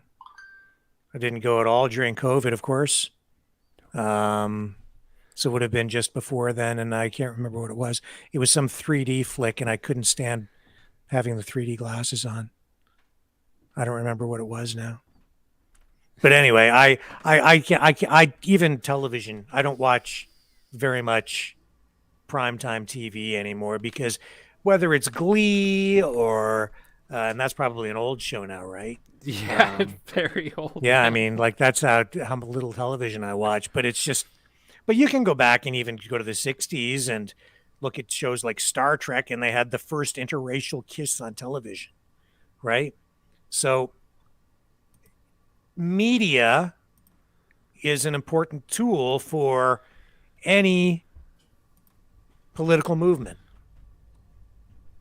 They use it as an instrument to facilitate change and promote whatever it is they want to promote, especially culturally. And the left, if you want to argue the left, they control most of the media, and Disney is a media company. So this is not surprising at all to see this happening. No, it's not surprising, but I think it deserves to be talked about, and it should be looked at. And you should have an understanding that these are most of the people working at Disney. I found it very interesting. In response, the Daily Wire is going to be launching the Daily Wire Kids, which you kind of have to love how they take any liberal idea and they go, oh, well, if the left is going to commandeer children's entertainment, well, we'll make our own spin on it, and then parents don't have to worry about pre-screening their content, etc., etc. So I thought that was kind of an interesting response to it. Now, see, I didn't really. Honestly, my dog was eating my right hand, so I didn't really give that video that you ran full attention at the time, because my dog's teeth are very sharp. So I apologize. I'm here by myself this evening, so I'm doing double duty. So maybe I'm missing something in this conversation. No, you pretty much talked about your perspective on it, and yeah, it's merely a producer at Disney saying that they are sticking in a not so secret gay agenda into all of their content, and it's like And so, what about this legislation that DeSantis has introduced? That's what that whole conference was in response to. Mm-hmm. And so that's kind of what they're getting at. the quote unquote don't say gay bill. I can't remember. And then we saw the three comedians, Schumer and who were the two others at the Academy Awards, the Oscars. I don't. And then they stood up and they were like, "You know what I'm talking about?" Yeah, I saw the footage. Yeah, Yeah. I don't know. And then they were like, "Gay, gay, gay, gay, gay." You know, well, It's like people way to watching go. from Florida. Virtue Yeah. signaling, right? That's the Academy Awards is bullshit. Well, yeah, I did want to comment because it's very important on the Academy Awards. And this is Okay. my statement. I don't care. That's what I was gonna say. Yeah. It's bullshit. Just don't watch it. Wanda I didn't even. Sykes. Yeah. I didn't even want to look. I didn't even want to see the whole Will Smith slapping anybody. Like I woke up in the morning and saw that. It was like, I don't care. I'm so see. This is the thing. This is why I don't really watch movies or television very much. When I'm watching movies, I generally go back at least to the '80s because I just can't stand any. I can't stand the crap that they're producing today for the most part. Now I did watch the what was that television series? The spin-off from Yellowstone, Oh, I haven't watched any of that. 1883. I watched that. I watched that whole series, and I thought that was actually pretty good. I'm assuming it's a western. Yeah, it sort of leads up to, you know, the pre-story and the settlers and how they found the location for the Yellowstone Ranch. And actually, they dealt with some of those First Nations issues and I think what probably is a fairly realistic portrayal, although the female character in it, the lead character, I'm not sure if that would have been realistic in those days. She was very strong and portrayed as a very strong woman taking on the role of a cowboy, right? And I think it was maybe somewhat realistic. Hard for me to know because I wasn't there. Well, I would say that most women that were running a household back then probably had to do much of the same duties. Well, they weren't. She wasn't in a household. You haven't seen the series. They were caravanning across the country from the east to the west, and so they could, so they could get to where they wanted to go and settle. So it was about how they were trying to survive and how harsh it was, and I think that was probably pretty realistic. And I think that's the thing that, I guess in some ways, that's probably something that people need to be aware of, is that back then, everybody had to participate and work, and it was very, very, very hard, and men and women had to work together just to survive in those days, because again, it was a totally different time. There were no cars. They were dragging stuff across the country by horse and buggy, trying to take their stuff across to set up a life and not die. And it's a very slow trip. It takes a long time. And if you're not getting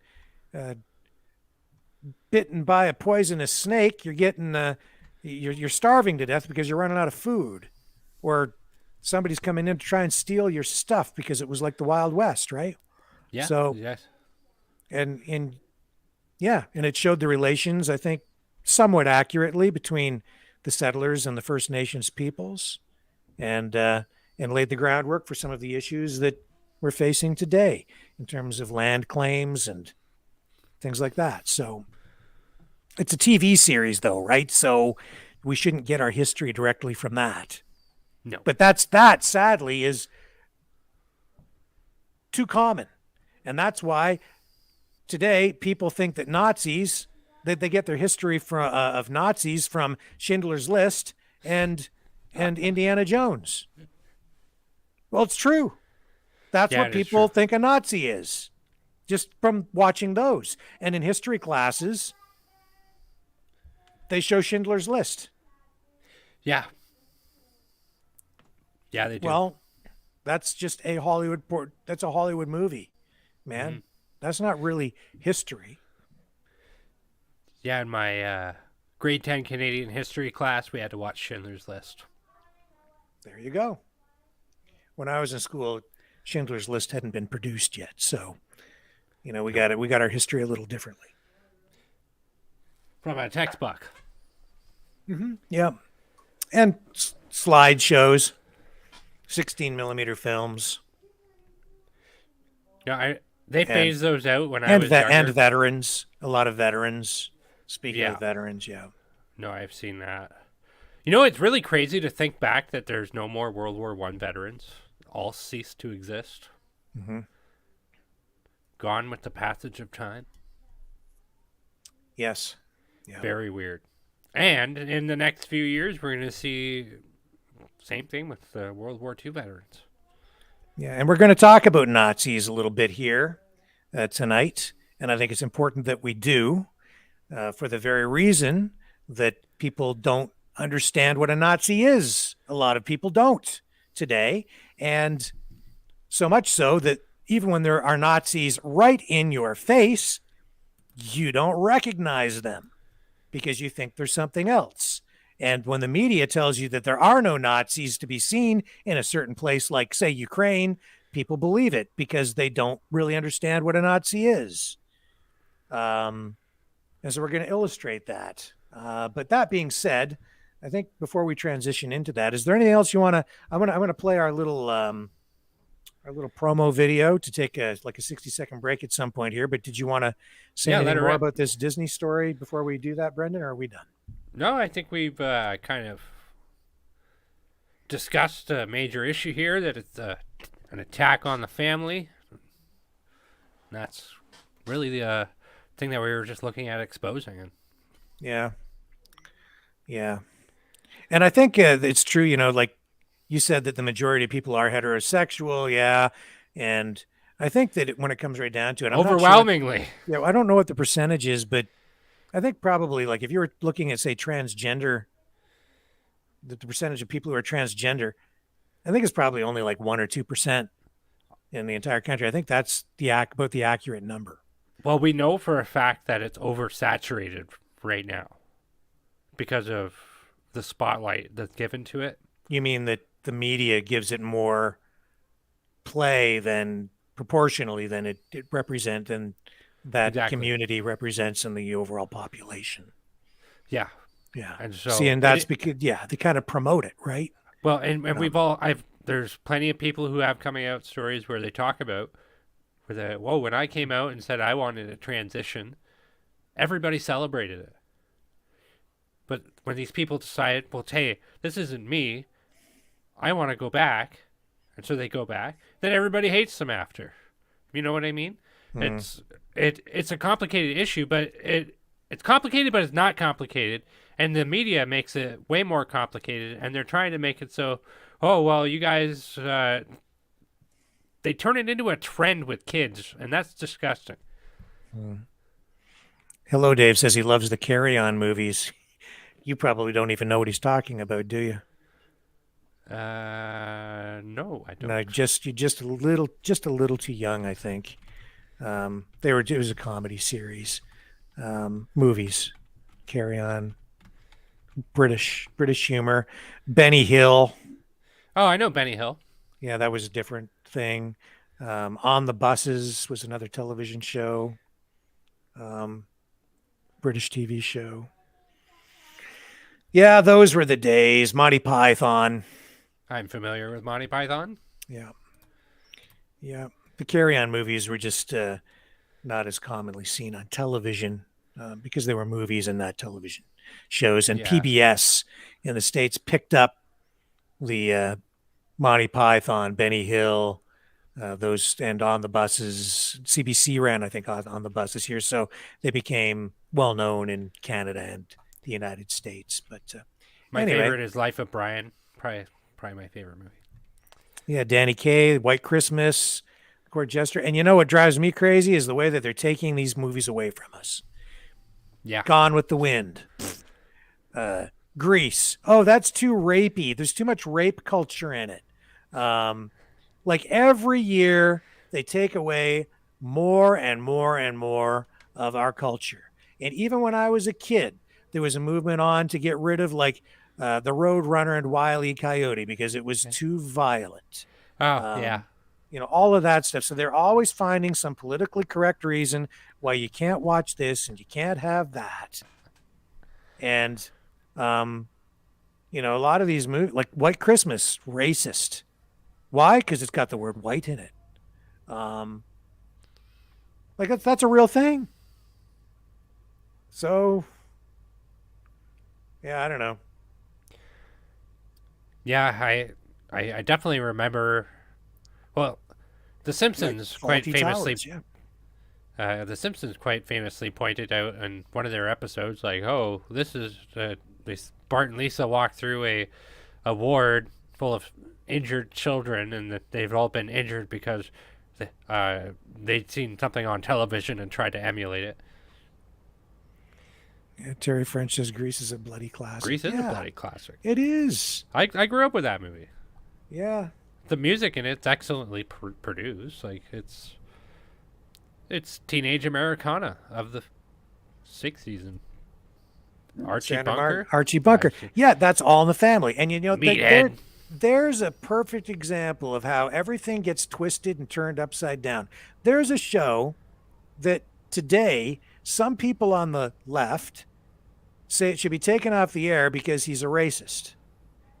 But in reality, the whole show was about not being racist. They were portraying, they were showing him as a guy who was bigoted, but as the show evolved, it also showed his human side and showed how he evolved as a character, and he wasn't just black and white, and became friends with. Well, that's the thing, right? So MASH covers a lot of topics like All in the Family did, in the same sense that All in the Family had real discussions about real issues. Yeah. Especially in a time when racism was probably more prominent. Although it wasn't probably always called racism back then. Well, I remember, I was a kid, right, in the 70s, and I remember what it was like back then. I absolutely do. Was there racism? Yep. Did people use racist terms sometimes in everyday talk? Yep. I heard it. Do I hear it today? Nope. When did it stop? I noticed, when I think back, I can say that, late 70s, very early 80s, it just seemed to evaporate. People just stopped talking that way occasionally, early 80s. But by the time you got to like the mid 1980s, it was just purged from the vernacular. Nobody talked like that anymore. And it just didn't happen unless you were really with somebody who it was really ingrained into them. And I have like the Archie Bunker character, and I'm going to share this with you before we run our promo. In fact, you know what? Let me run the promo thing, and then I'm going to share this with our viewers, because I have a perspective, and maybe someone's going to have to set me straight, because maybe I'm off center on this. And so maybe I need to be corrected. But we'll come back to that in just a moment. The New World Order. Government overreach. The Great Reset. Mainstream media lies. Now more than ever, independent voices are needed. Donate now at freedomreporters.com. That's freedomreporters.com. Maverick News. The antivirus program for your mind.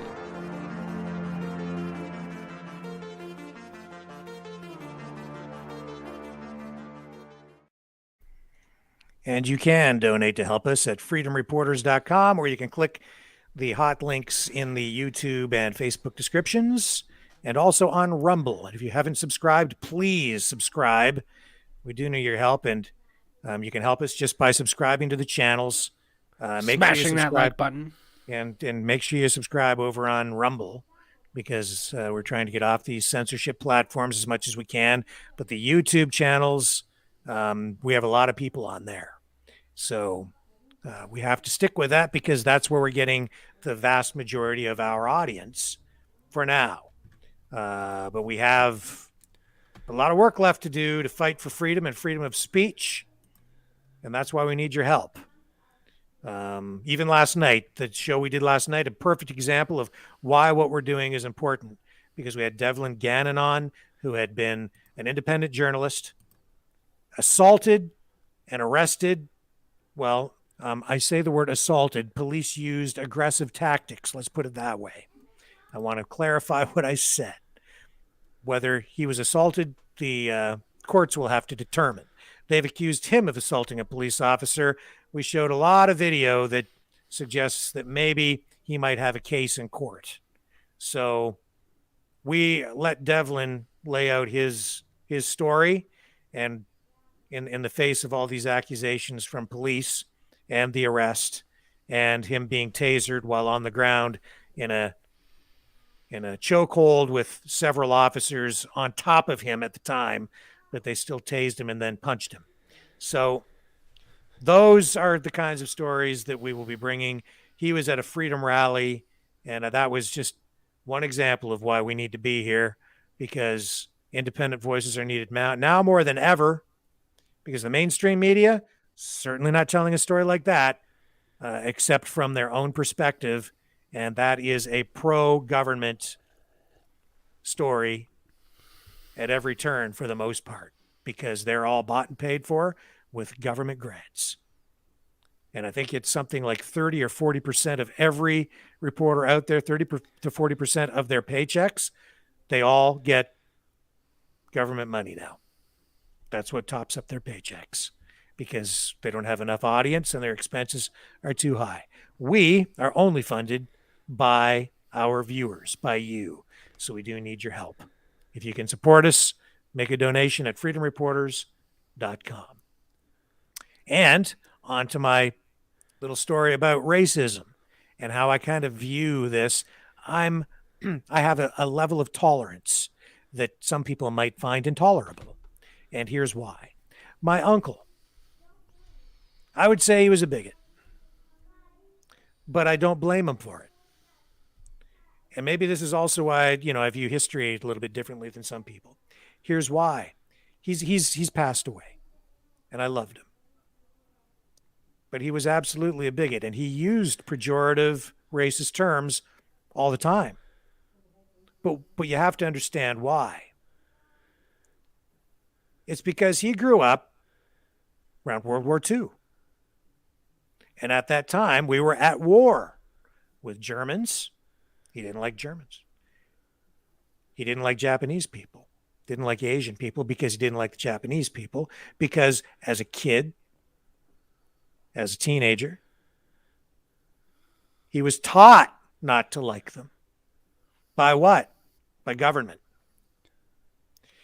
Why did they teach people that? Because we were at war and they had an agenda and they wanted people to fight. They wanted people to go over there and kill those people. Didn't want to like them.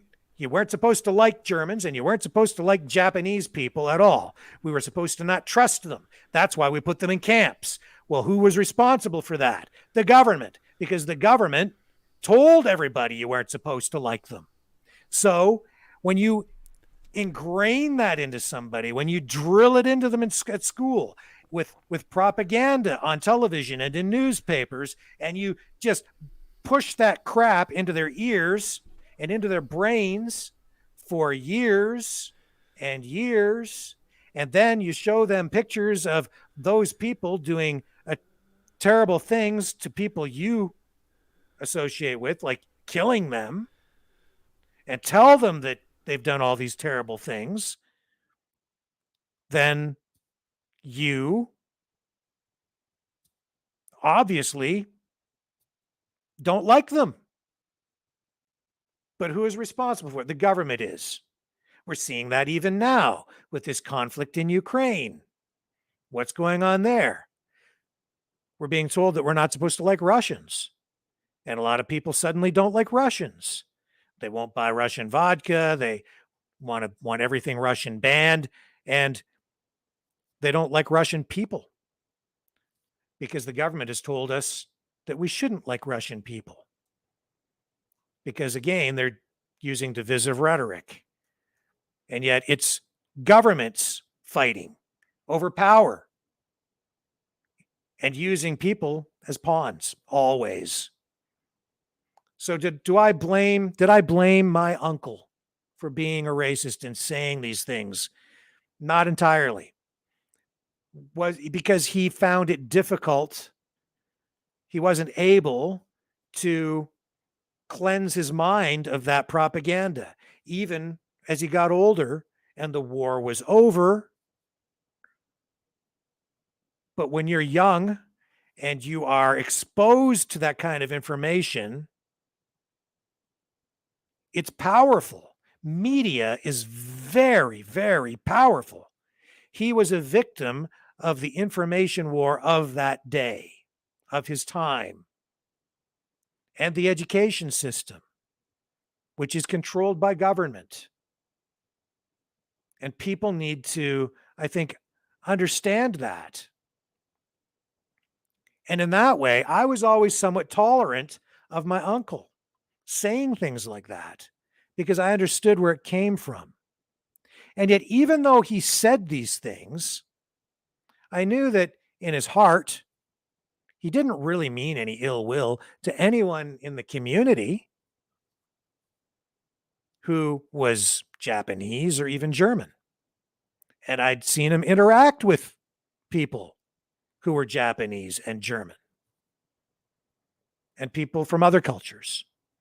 And there was never any problem with the way that he would interact with them. But of course, he would say things that were blatantly racist, which would make me feel very uncomfortable. But I still loved him because I understood that his brain had been twisted when he was young. And he could never get over that, as most people from his generation were not able to, for that very reason. You would drift away from it, but it never was fully purged from you, right? And that's the government's fault.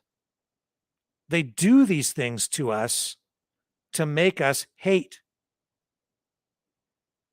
And they do it even now. And sometimes they do it today.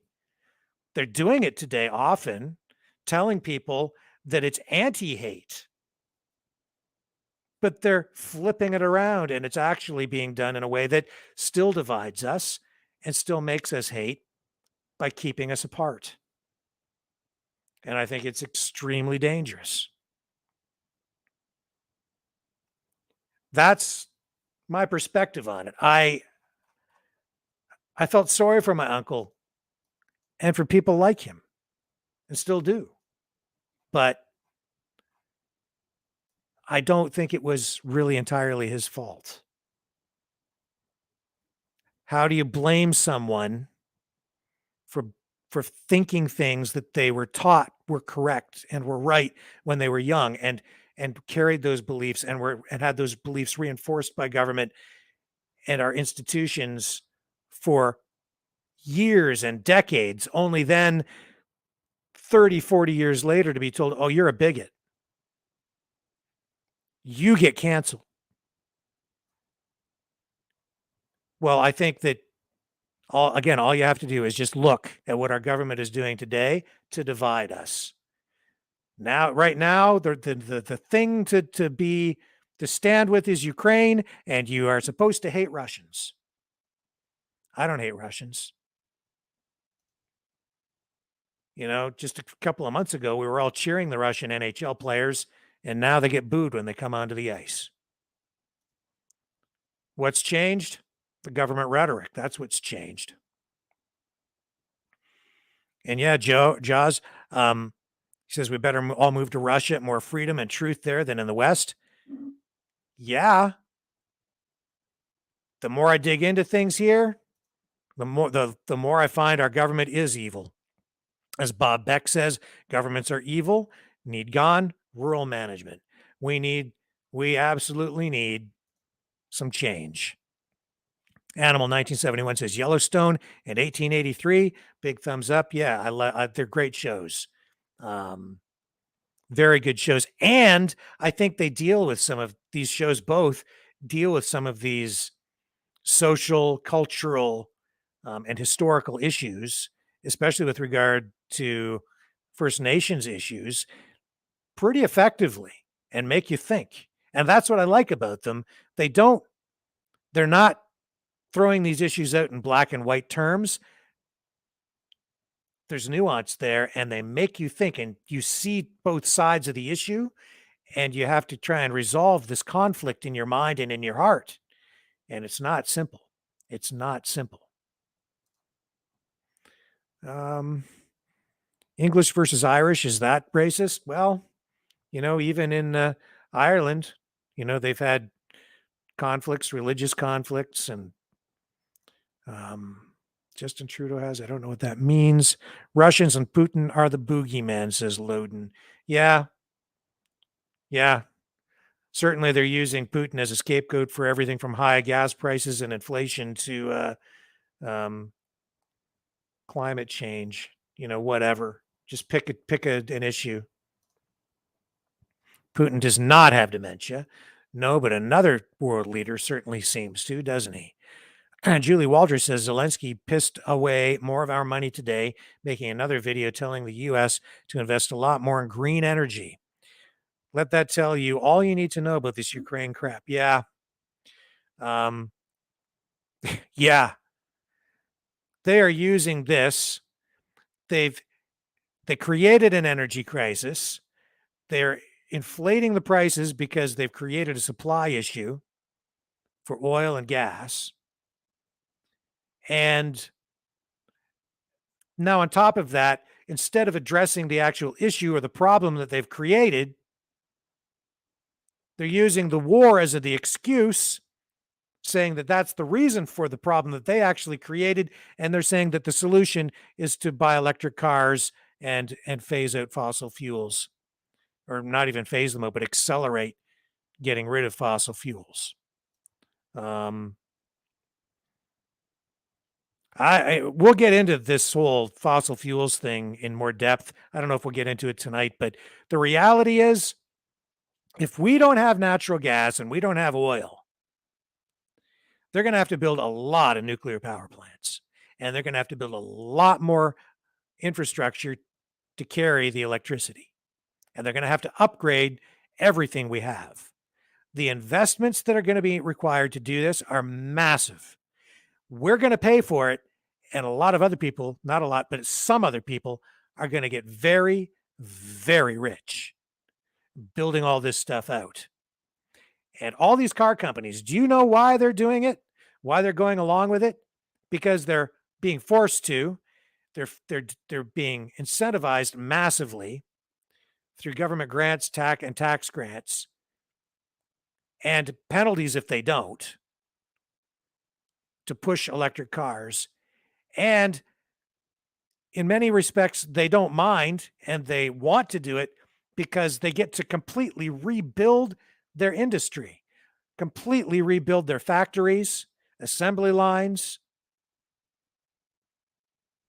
and do a lot of it with our tax dollars.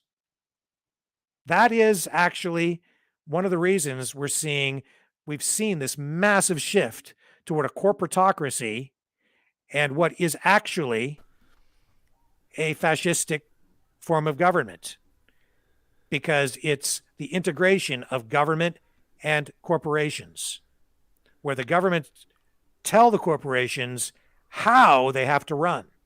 They let the corporations run themselves. They still let the people in charge run them, but the government controls them.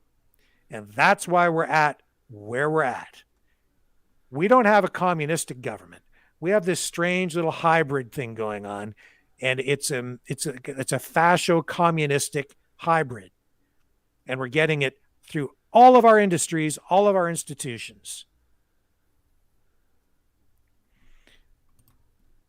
John Bozak says Justin Trudeau and his father put millions of unborn children in graves. Yes, InfoWar is right now. Yes, it is. And, again, just speaking to that whole issue of racism, Governments implant that stuff into our minds. And that's why even now, every day, when I look at information all the time, I'm always asking myself, am I looking at things fairly, accurately? How biased am I? How has my worldview been influenced by government information, government propaganda, the things that I've read? Is what I believe truth? I don't know. I'm always questioning even myself. And that's why even maybe my perspective on my uncle is way off base. Maybe I shouldn't have been tolerant at all. Maybe I should have condemned him and never gone over to ever see him. Maybe I shouldn't have had a relationship with him because he said racist things. Well, I think your perspective on your uncle was pretty valid, and that even I know plenty of older people who are like that. And not only that, a lot of old country Canadians have a lot of biases against other even European nationalities. Like my grandmother, for example, she was from Italy, but she could not stand French people. She was like, I don't know what it was, but it's just some old country hate fest thing that she had for French people, which I also have French ancestry, French Canadian ancestry. So it was one of those weird type of things that I was caught in the middle of. But if you think about it, Italy has a long time hate with France from the Napoleon Wars. And that was only a generation or two before my grandmother was born. Mm-hmm. So, again, it's another situation where the government has told people to hate people, and less than 2 generations, there it still was. Yeah. So let's move into this and transition to this whole thing about the Nazis. Are there Nazis in Ukraine, or are there not Nazis in Ukraine? Well, I think it depends on the day, if you listen to the mainstream media, or maybe the year. So we've shown you documentaries, photos, we've shown you evidence, proof of Nazi groups in Ukraine. It's a documented fact, and they have political power. It's just a fact. Does the mainstream media today want to talk about it? No.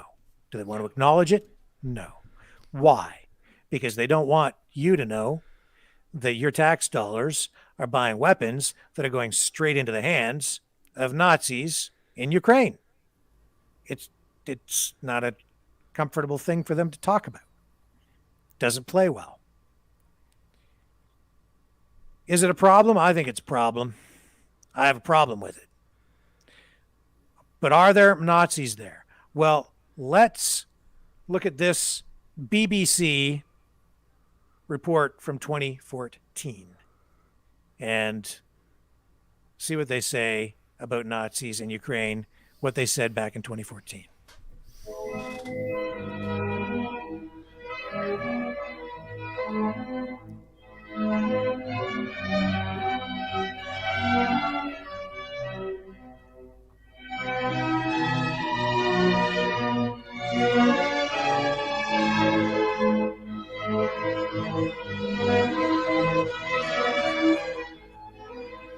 In place of the defiant speeches, the somber strains of Beethoven now ring out over Independence Square. This revolution is moving into a new phase. But amidst the flowers and the children's tributes, flashes of something more sinister. Groups of armed men strut through the square with dubious iconography. That yellow armband is a Volksangel, a German symbol used by several SS divisions during the Second World War.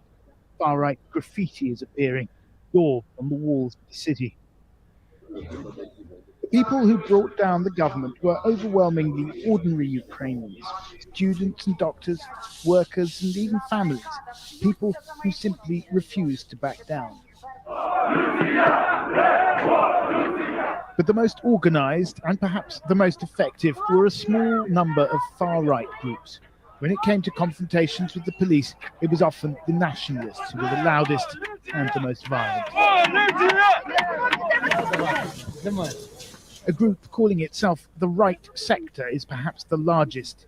Its members can be seen marching around Kiev in columns of about a dozen. Mostly they carry baseball bats. Sometimes they carry guns. We met these men posing for pictures outside the burnt-out remains of what was once their headquarters. I asked them about their political beliefs.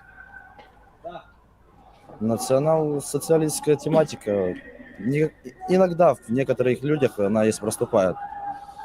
Как бы, чтобы была единая нация.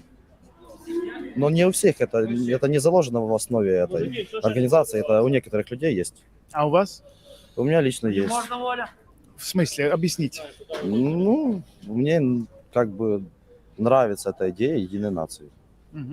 Я хочу, чтобы нация была единая, чтобы один народ, одна страна, одна нация.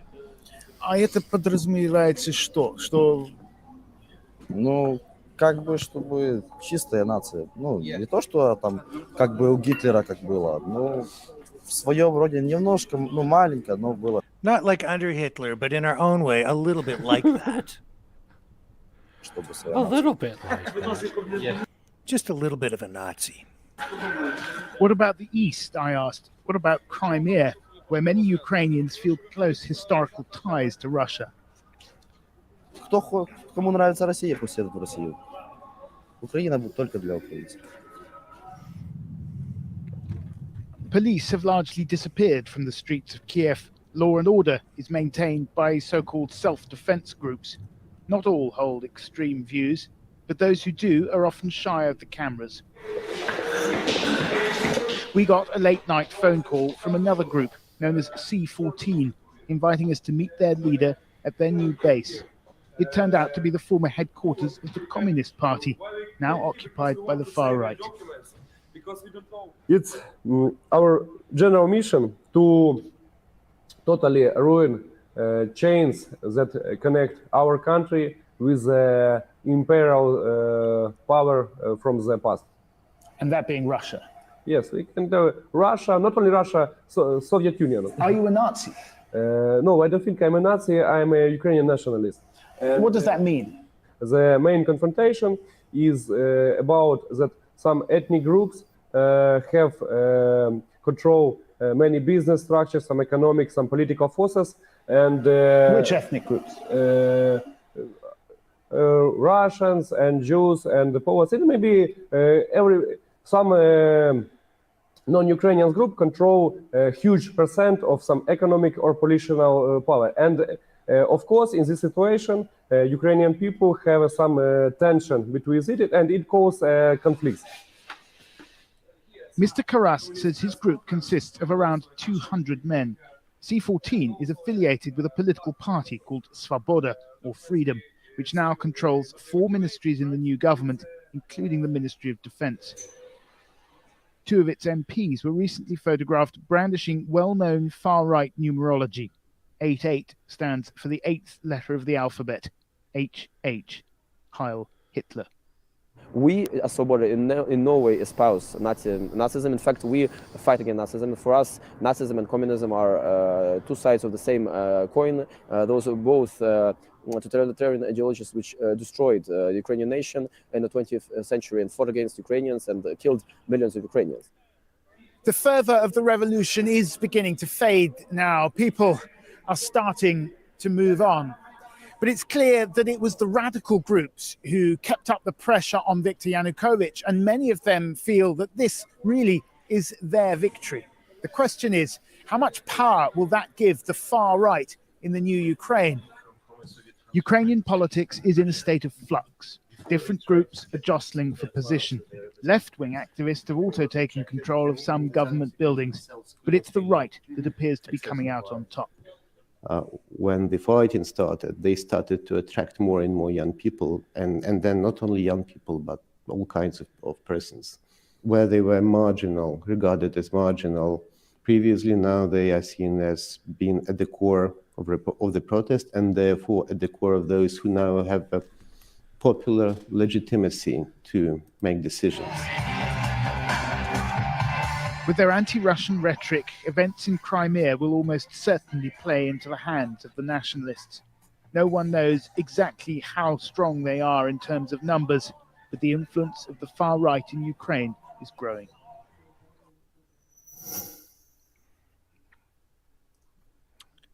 So, that was 2014. And would you say there were Nazis there, Brendan? Affirmatively. Let's check in There's with not our anymore, viewers. though. They're not anymore, though, because they voted for a Jewish president. Oh, okay. Yeah. I'm kidding, of course. Yes, yeah. No. This problem didn't go away overnight. Like, These groups are real Nazis.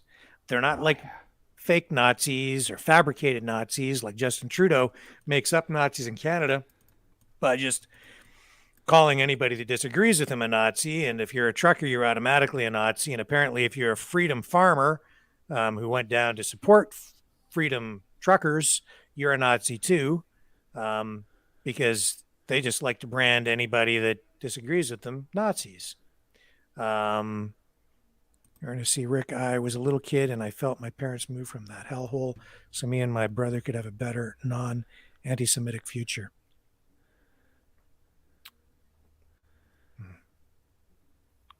I'm assuming you were from Ukraine and you moved from there? I guess, I don't know, maybe we'll get an explanation in another comment. Yeah, anyway, that was the BBC in 2014. So today we get a different story. So in 2014, the BBC is trying to alert everyone that there are Nazis there. And the reality is these groups in Ukraine have ties that go all the way back to World War II and Nazi Germany, and probably before that. But these groups, some of them were around then and supported Hitler and were involved in killings of Jewish people in Ukraine during World War II. That's the reality. The problem is people just seem to think today, because they only get their history from Schindler's List and Indiana Jones, that a Nazi is just somebody who kills Jews. There's more to Nazism and fascism than that. It's more complicated, and the genocide, the extermination of Jewish people was really just a symptom, and they always find scapegoats. Hitler just happened to pick the Jews, but they can pick other groups too. And you heard that one guy mention Russians. Well, that's what the far right, well, I say far right, I don't believe that they're far right. They're more in line with communists because they're both authoritarians. That's the measure of a Nazi or a fascist, is authoritarianism, the way that they manipulate the economy and exert coercion through people in a variety of ways. But anyway, here's the story we get today, and you can ask yourself why when we watch this report. Vladimir Putin has given several reasons for his invasion of Ukraine. This is one of them. We will be aiming at demilitarization and denazification of Ukraine. At a recent Putin rally, a banner declared for a world without Nazism. And Putin has described a gang of drug addicts and neo-Nazis who settled in Kiev and took the entire Ukrainian people hostage. Russia's claims about Nazis in Ukraine are a mix of falsehoods and distortions. For a start, Ukrainians are not being held hostage by Nazis. Their president's Volodymyr Zelensky. He's Jewish. So what? So what? So what? That is such a cheap argument. I've said that before, and I'm going to say it again. That is such a cheap argument. Holy It's this idea that if you are Jewish, you can't possibly be racist. You can't possibly have evil thoughts. It's the same thing in our society, in our country. If you're of a certain skin color, only white people, I guess, are supposed to be racist, right? Because if you're any other ethnicity or what, you can't possibly be racist. This critical race theory that is being taught tells us these things. That's a falsehood. Humans are humans, and being a fascist, you can be Jewish and still be a fascist. Even George Soros, who is Jewish, as a kid, worked with the Nazis to point out Jewish people who were then taken away to be exterminated. You can still be a jerk. Just, it doesn't matter what your ethnicity is or your heritage. It doesn't matter.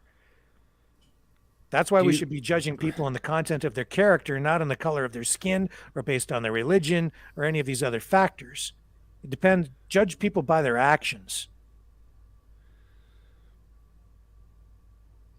Anyway, let's let this continue to roll. So this guy, he's like, oh, there's no Nazis here. How could there possibly be Nazis? We have a Jewish president in Ukraine. Well, before we play this, here's another point. The United States had a black president, and yet all we hear about is how the United States is racist. and half the country is filled with domestic white supremacist terrorists. How does any of this make any bloody sense?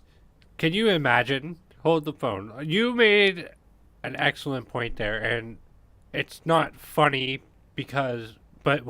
why it is funny is that it has so much irony.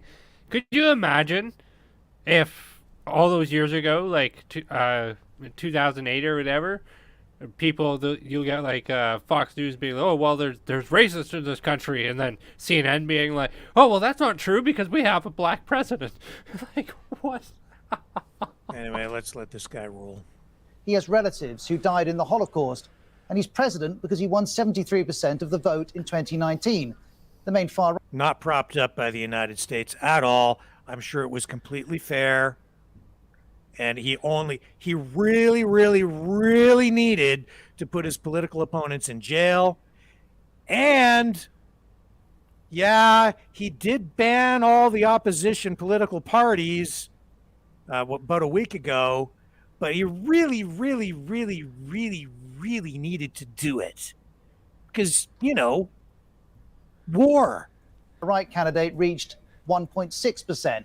And that result is part of a broader shift. In the 2012 parliamentary election, the main far-right party won 10%. In 2014, it was 6%. In 2019, it was 2%. No far-right groups have any formal political power in Ukraine. And based on polling and... Oh, no, that's not what we showed you. The Azov group, right sector, they're just out there fighting with weapons provided by the West, and they've been integrated into the military because they have no power. Right. Results, the far right's much less popular in Ukraine than, for example, the leader of the far right in France, Marine Le Pen. Okay, let's... Right groups, though, do exist in Ukraine. Well, far-right groups do exist, but you just told us they don't exist, so even here he can't make up his mind. And Russia's focus on them is not new. The word denazify, and the idea that Ukraine has been overrun by the Nazis is something that Russian propaganda has been talking about for 8 years, since the first invasion of Ukraine in 2014. Ukraine Well, what have you wasn't guys and been isn't talking being about overrun then? by Nazis, but what happened 8 years ago is relevant here.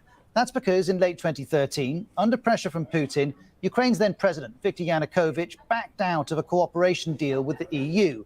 And that's Huge not protests true. followed, as would a crackdown. In time, Yanukovych would flee to Russia. This was a challenge to Putin's ability to influence Ukraine, and he retaliated. First, Russia annexed Crimea, then it backed separatists in parts of eastern Ukraine. And this is where the story connects back to the far right. And why were they separatists? Because they're Russian speaking.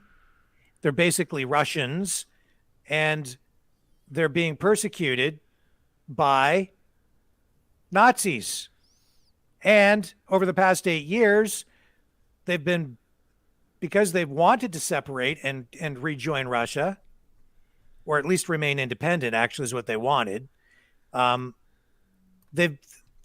Zelensky has been participating and continuing the shelling of those areas, and 14,000 people in those areas that have declared that they want independence. They want to separate from Ukraine because they are Russian speaking. They've been targeted, and even now, we showed you video the other night where an actual NATO shell was shown in video. It didn't fully detonate, and they were using NATO weaponry to attack these people in Ukraine, because you've basically got a civil war going on there, and our tax dollars helped pay for some of the shells that they're using to attack these people and kill them. Civilians in a civilian area. Because in 2014, the Ukrainian military was much smaller than it is now. It was struggling, and brigades of volunteers joined the fight against the separatists. Some of them had far-right elements. The most high-profile was this one, the Azov Battalion. It was set up by this man, Andrei Beletsky, who has a history of racist and anti-Semitic views. And in 2014, the BBC's Steve Rosenberg spoke to him. Да, про там, Азов, что ультранационалистическое, даже вот неонацистское, да, вот какая идеология у Азова? Да, мы националисты, мы этого не скрывали никогда. Вся наша идеология вот в нашем знаке сочетается в пересечении букв И и М. Идея нации. That's a Nazi symbol. That symbol goes all the way back to World War II. It was a symbol that was used by the Nazis, by Hitler's Nazis. And yet this is ridiculous. These people think we're freaking stupid. This is the Azov emblem being shown to Steve there. It's a pagan symbol known as Wolf's Angel, and a version of it was used by some SS units in Nazi Germany. Andrei Zumland's an expert on Ukrainian nationalism. He's looked at this, writing, the Wolf's Angel has far-right connotations, but it's not considered a fascist symbol by the population in Ukraine. That may be. So if I think that a swastika is not what other people think it is, and if I don't interpret it that way, then it's okay to fly a swastika on a flag? Is that the logic here? That's what he's saying. That's what he's saying. Well, because this culture doesn't interpret this symbol as such, then therefore it is not. He's making excuses. But back in 2015, Azov acknowledged that some of its fighters held Nazi views. A spokesperson told USA Today that only 10 to 20% of the group's members are Nazis. And it's only a few Nazis. It's not a big deal. He sought to make a distinction, using one fighter as an example. I know Alex is a Nazi, he said, but it's his personal ideology. It has nothing to do with the official ideology of the Azov. Now, the degree of Nazi sentiment in Azov is impossible to verify, but this 2015 quote is relevant because by this time, Azov had become part of Ukraine's National Guard. It was under government command, and there was one main reason for that happening. we have to be honest, they were just good fighters in 2014. And they seem to be pretty good fighters now in Mariupol. That's why they were taken on the books. See, that's because our government, Canada, United States, especially the US, because they lead all of this stuff in NATO nations, Western nations, we've lost our moral compass. If we've had one, I don't know if maybe we never did. Maybe our governments never did. It's like, well, they're pretty good fighters, so we'll just accept them. That's okay. It's just a few. It's just a few Nazis. So it's like we'll let them hang out and yeah, this is such a load of 2014 they're worried about it. Now it's like it's nothing to worry about. It's only a few. It's only a couple of Nazis. Yeah, just send more money, send more weapons. In 2014, with Russia backing separatists, urgent military considerations trumped all others. Ukraine was under attack, and its then president, Petro Poroshenko. They have a reputation, by the way, the right sector, Azov, as being ruthless, brutal fighters. And I don't doubt it. Because fascists, Nazis are authoritarians. They are brutal. They have shown us. We showed you video the other night of what they've done. They captured Russian soldiers. And what did we see them doing, Brendan? Well, not lining them up, but just outright shooting them in the legs. While bound, right? They While were bound. They were incapacitated, restrained. They couldn't go anywhere. They had bags over the heads of some of them. They beat the crap out of them, and then they were Blood all shooting over them the in the place. legs. We saw it when they took the bags off the heads of some of them to show us. And this was video shot by these Ukrainian soldiers who appear to be part of these Nazi battalions. And they were shooting. They just shot him in the legs, blew their kneecaps off. And I'll tell you this, we won't show you the video again because it's so graphic, but I'm pretty sure all of those guys are dead. They were left to bleed out. That is, without question, a war crime. And they shot that footage themselves and released it. These are the Ukrainian Nazi battalions. Why did they do that? Because that is in itself a form of propaganda. They were sending a message. Don't even think about coming here to oppose us, because if we catch you, we'll kill you. And if we catch you, you will suffer a fate like this. I've seen other videos out of there that we haven't shown you here of, well, I told you the other night that there was the soldier wrapped up in that plastic shipping wrap, beaten, and then left hanging off a street sign. That was also done as a form of public propaganda. Left that poor soul there as an example for all to see. Don't aid these Russian soldiers. Don't help them in any way. And any of you other Russian soldiers who come here, this is what we do to people like you. That was to send a message as well. These people are brutal. And that is what we're being asked to support.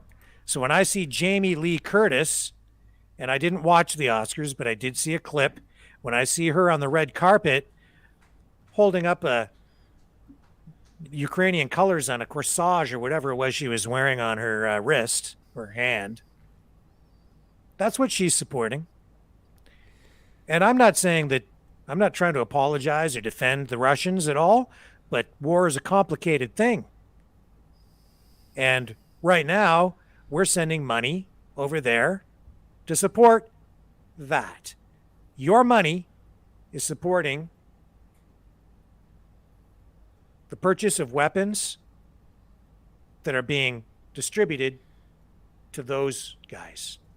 Called Azov our best warriors. But when in 2015 he was asked by the BBC about the group's far-right links, his reply was blunt. Please, don't listen to Russian propaganda. Russia has used Azov in its propaganda for years. And as we assess claims about Azov's role in Ukraine, context is vital here. Ukraine's armed forces total 250,000 plus 50,000 National Guard. Azov is part of the National Guard with around 1,000 volunteer fighters. It's a tiny fraction of the Ukrainian military. It's also not the same force as it was in 2014. Azov a ouvert son recrutement. Azov opened its recruitment to the whole of Ukrainian society, and eventually this radical corps was drowned out by the massive newcomers who joined the regiment because it was an elite unit. And while the membership was evolving, the founder also left to start a new far-right political party, a party which has failed to achieve any electoral success. But the Azov regiment that he left behind is high profile and mainstream. This is the view of the Ukrainian government. The only Nazi elements we have on the territory of Ukraine now are the Russian fascist army. In the last few days, President Zelensky announced that Azov's commander in Mariupol will receive the highest national military award. But despite this acclaim, despite the evolving membership, questions about neo-Nazi links remain. In January, BuzzFeed's Christopher Miller reported that he'd seen an Azov veteran wearing white supremacist and Nazi symbols. There is, though, no evidence such sentiment is widespread. Here's Vitaly Shevchenko from BBC Monitoring.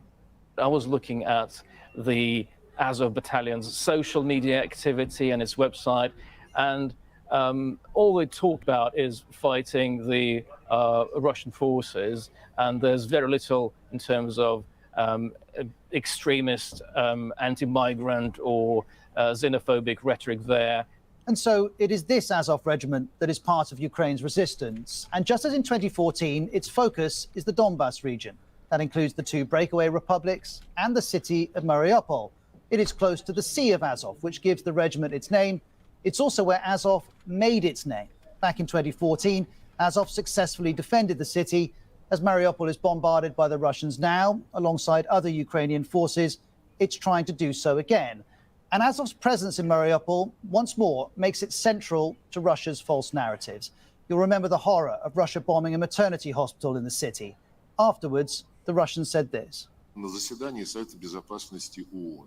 At the UN Security Council, facts were proffered by our delegation saying that the maternity hospital had been taken over by Azov Battalion and other radicals. But there's no evidence Azov were based there, no evidence it was a military facility. Didn't we see information on that, Brendan? Didn't you have video from that hospital of Ukrainian soldiers inside in the basement at one point? Yeah, it's very, very old now. I don't know where I would find it again. Yeah. But yes, the Azov Battalion has been hiding out in civilian spaces like hospitals and schools and that sort of thing. So who knows what to believe? Well, I don't believe the BBC. Yeah, I did. Then there's Russia's attack on a theatre in Mariupol that was sheltering civilians. Russia accuses Azov of doing this. There's absolutely no evidence this is true. And so, while any Azov volunteers having...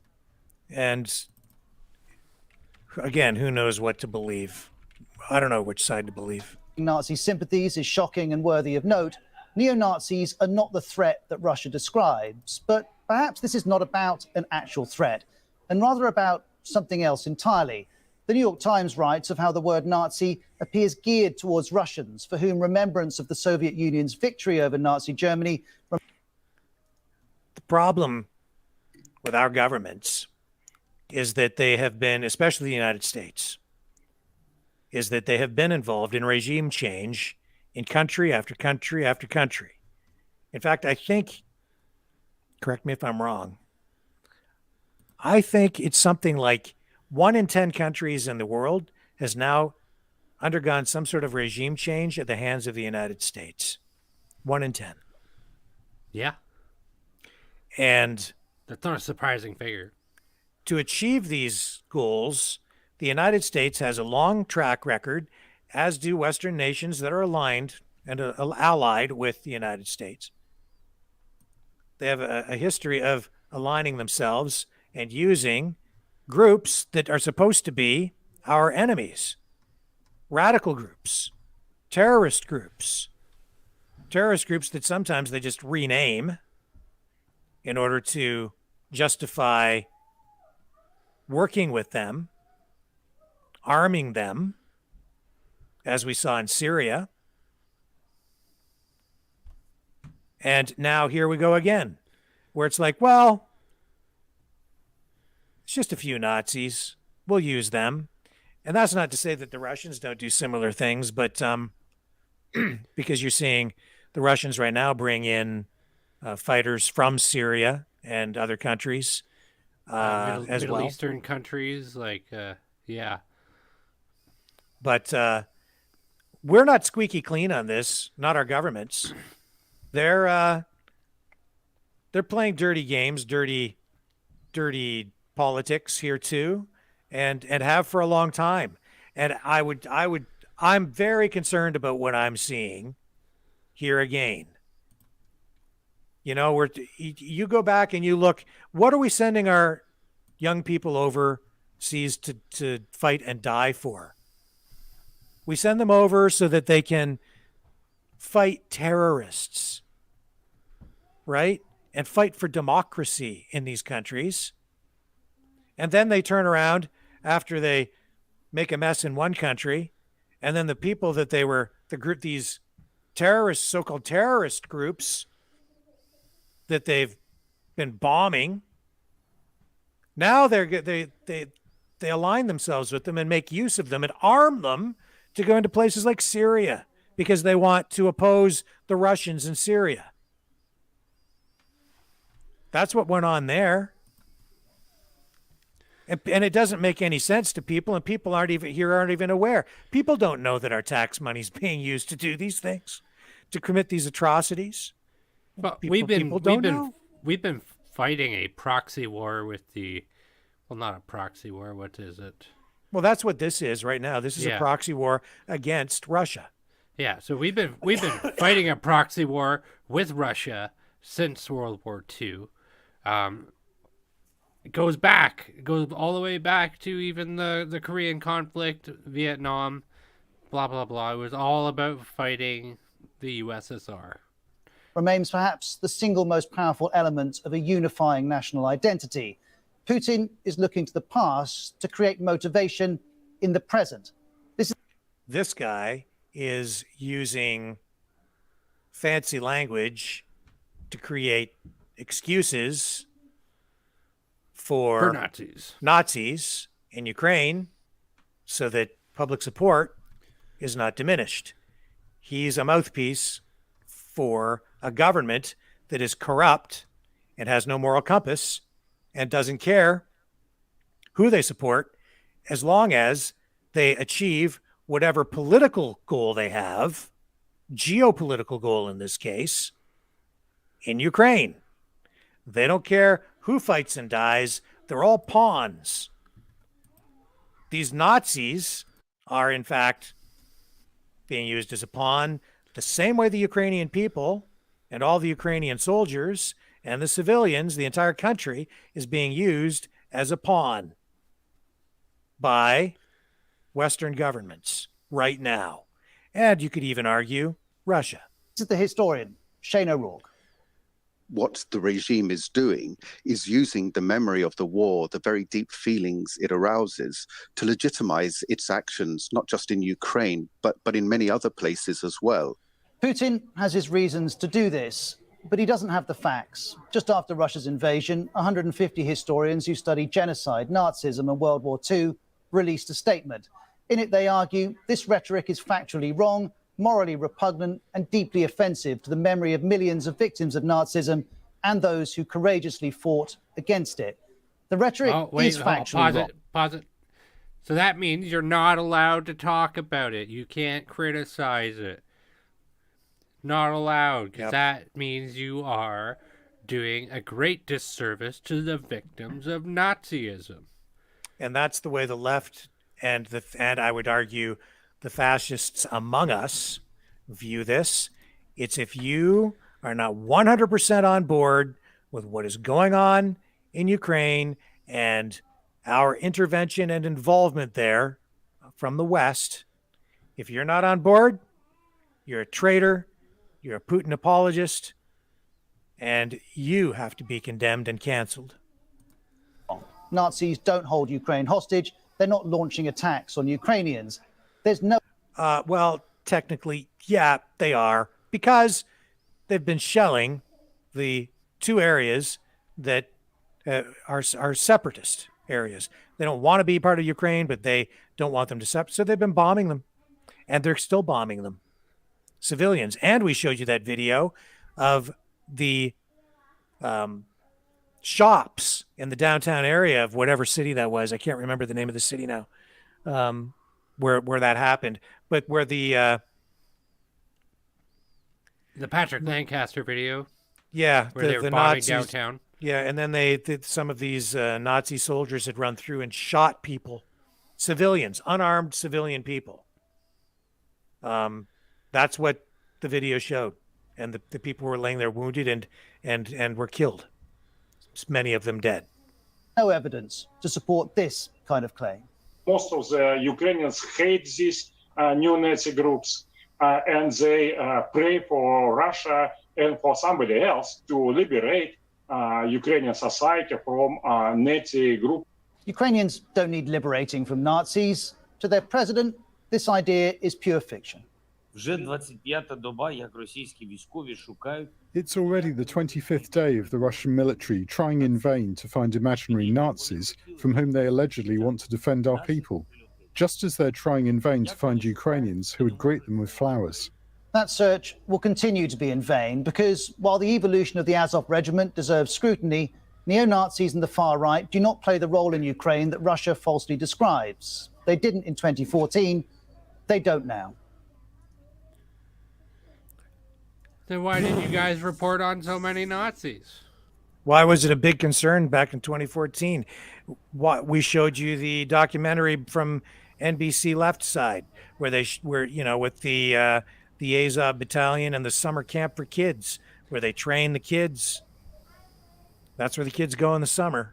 We also showed a BBC documentary where one of these far-right groups had infiltrated a municipal political building while they were hosting a council meeting, and they inflicted their will on the council. Like, that is direct political intimidation by Nazis. All-Seeing Heart says, not pawns, Rick Walker. Kissinger called them dogs. Yeah, the history on all of this stuff goes so far back, and we are not squeaky clean on this stuff at all. No, not all Ukrainians are not bad, according to me. That's not what I'm saying at all. Not even close. I'm saying that powerful people, corrupt powerful people, are using Ukrainians as pawns, and the Ukrainian people are suffering as a result.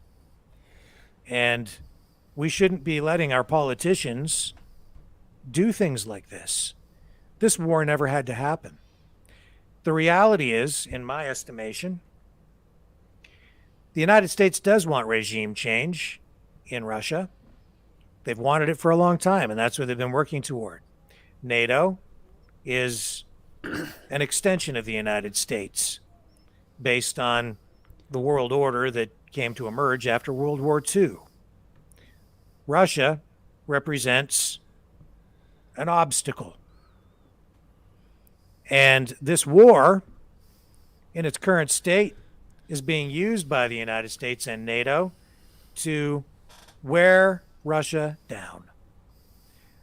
I think that they will try to prolong this That's why we haven't seen any effort or desire on the part of the West to truly engage in meaningful peace dialogue to discuss keeping Ukraine neutral, which is what Vladimir Putin has said all along that he wants, but the West won't entertain it. Why? Because they do want regime change. And they'll align with any group, and they'll support any group, and they'll arm any group that will help them achieve what they want. And right now, that's to diminish Vladimir Putin's forces, to get him to blow up as much of his munitions as possible, use up as much of his forces as possible, to have as many of his soldiers killed as possible so that he becomes weaker, and to wear him down economically by waging economic warfare against him. And that's why we've seen the sanctions. That's why we've seen the embargoes on the oil. And that's why we've seen the attack on the ruble. And that is one of the things over the next few days.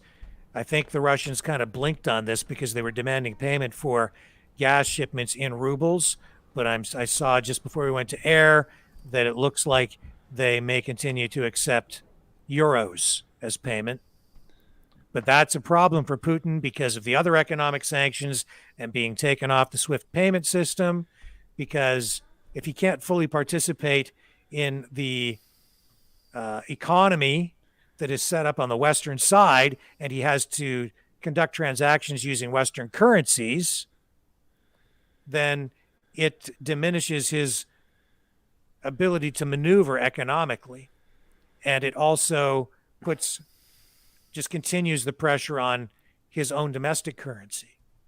Demanding payment in rubles would shore up the value of the ruble, and it did over the last couple of days, just talking about this. And because some countries have provided some payments in rubles, but this is a flashpoint, and the economic side of this could force an escalation because it's the economics.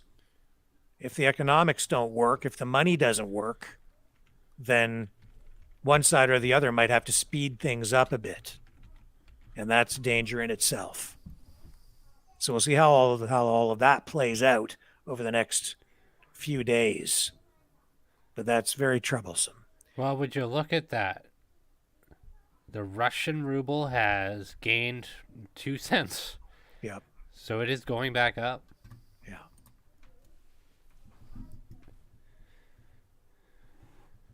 Yeah, Patrick Lancaster, great reporter. Fearless, been down there. And yes, we'll look for more of his reports. But of course, some of his stuff is being suppressed too. Absolutely. Freeland Nazis. And yes, I think she deserves to have her picture shown again. Brandon, what do you think? Yeah, let's show it. Let's see. Where's Chris? Oh, you know what? I don't have her in here right now. Oh, yes, I do. No, I don't. No, we changed some of our graphics up, but I'll bring her back for a future broadcast with her pose as she posed with the Nazis here in Canada.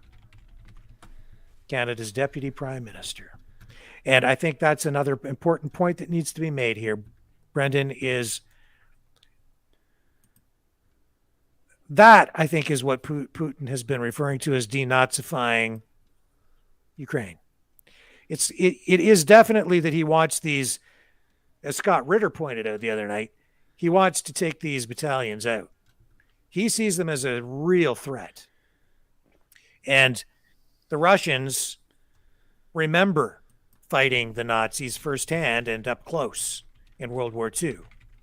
And they also have seen up close, or closer than we have here in the United States and Canada, because they've been neighbors to it, they're aware of the Nazi presence in Ukraine and in other places since World War II.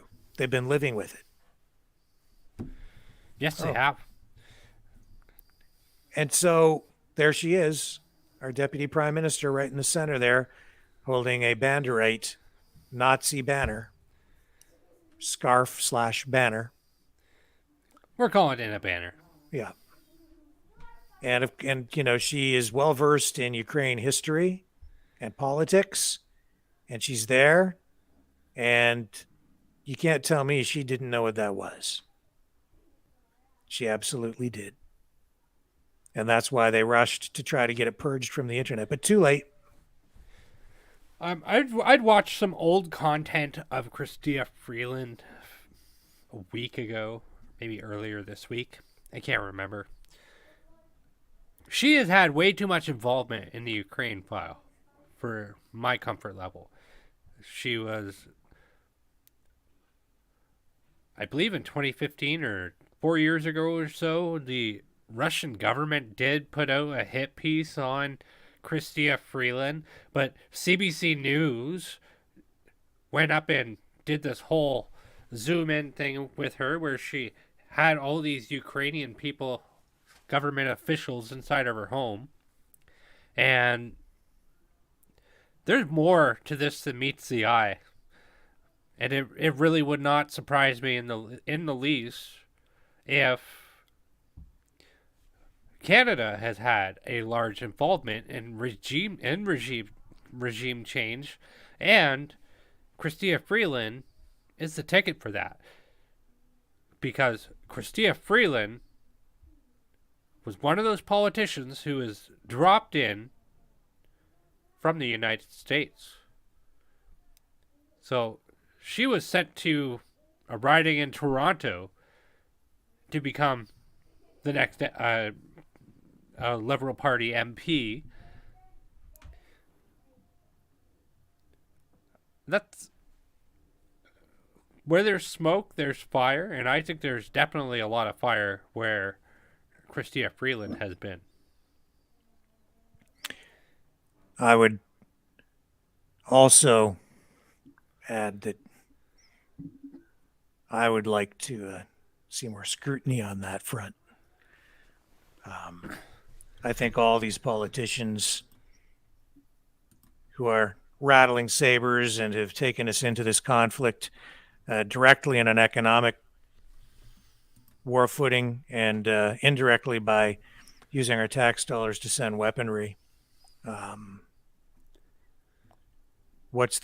Do they have any personal interest or conflict in this regard? And I would say maybe a lot of them. Well, that's the thing, right? So Chrystia Freeland's one of those politicians who was brought in to run as an MP. So the area where she resides as MP, she's not from. She moved there specifically to get elected. Mm-hmm. Like the whole thing smells. And she's not the only one. This is Senator Ron Johnson. You have to keep in mind that the Biden family has ties to Ukraine. And let's listen to what he had to say. This was on the 28th. For his tenacity in pursuing the truth. I first want to thank the senior senator from the state of Iowa for his tenacity in pursuing the truth and ignoring all the false attacks leveled against us during the course of our multi-year investigations into corruption at the highest levels of the federal government. Both of us have been firsthand witnesses, at the same time victims of the dishonesty of our Democrat Senate colleagues and their willing accomplices in the media. When it comes to our investigation into the vast web of foreign financial entanglements of the Biden family, those attacks have had one goal in mind: to cover up the extent to which President Biden might be, and almost certainly is, compromised. Over the course of our investigation into how Hunter Biden used his father's position and name to enrich himself and his family, the dishonest press published countless stories reporting on the Democrats' false charge that Senator Grassley and I were soliciting and disseminating Russian disinformation. Once we issued our September and November 2020 reports, which were based almost exclusively on U.S. source documents and interviews with U.S. citizens, the media largely ignored it. When they did write a story, they declared that our reports found nothing new, a classic media cover-up. I've always said the bias in the media is revealed far more in what they don't report than what they actually do report. But all the false attacks did not deter us. We have continued to uncover the truth, and fortunately, our reports also served as a catalyst for others to come forward and for more investigative journalists to keep digging. The American people deserve the truth.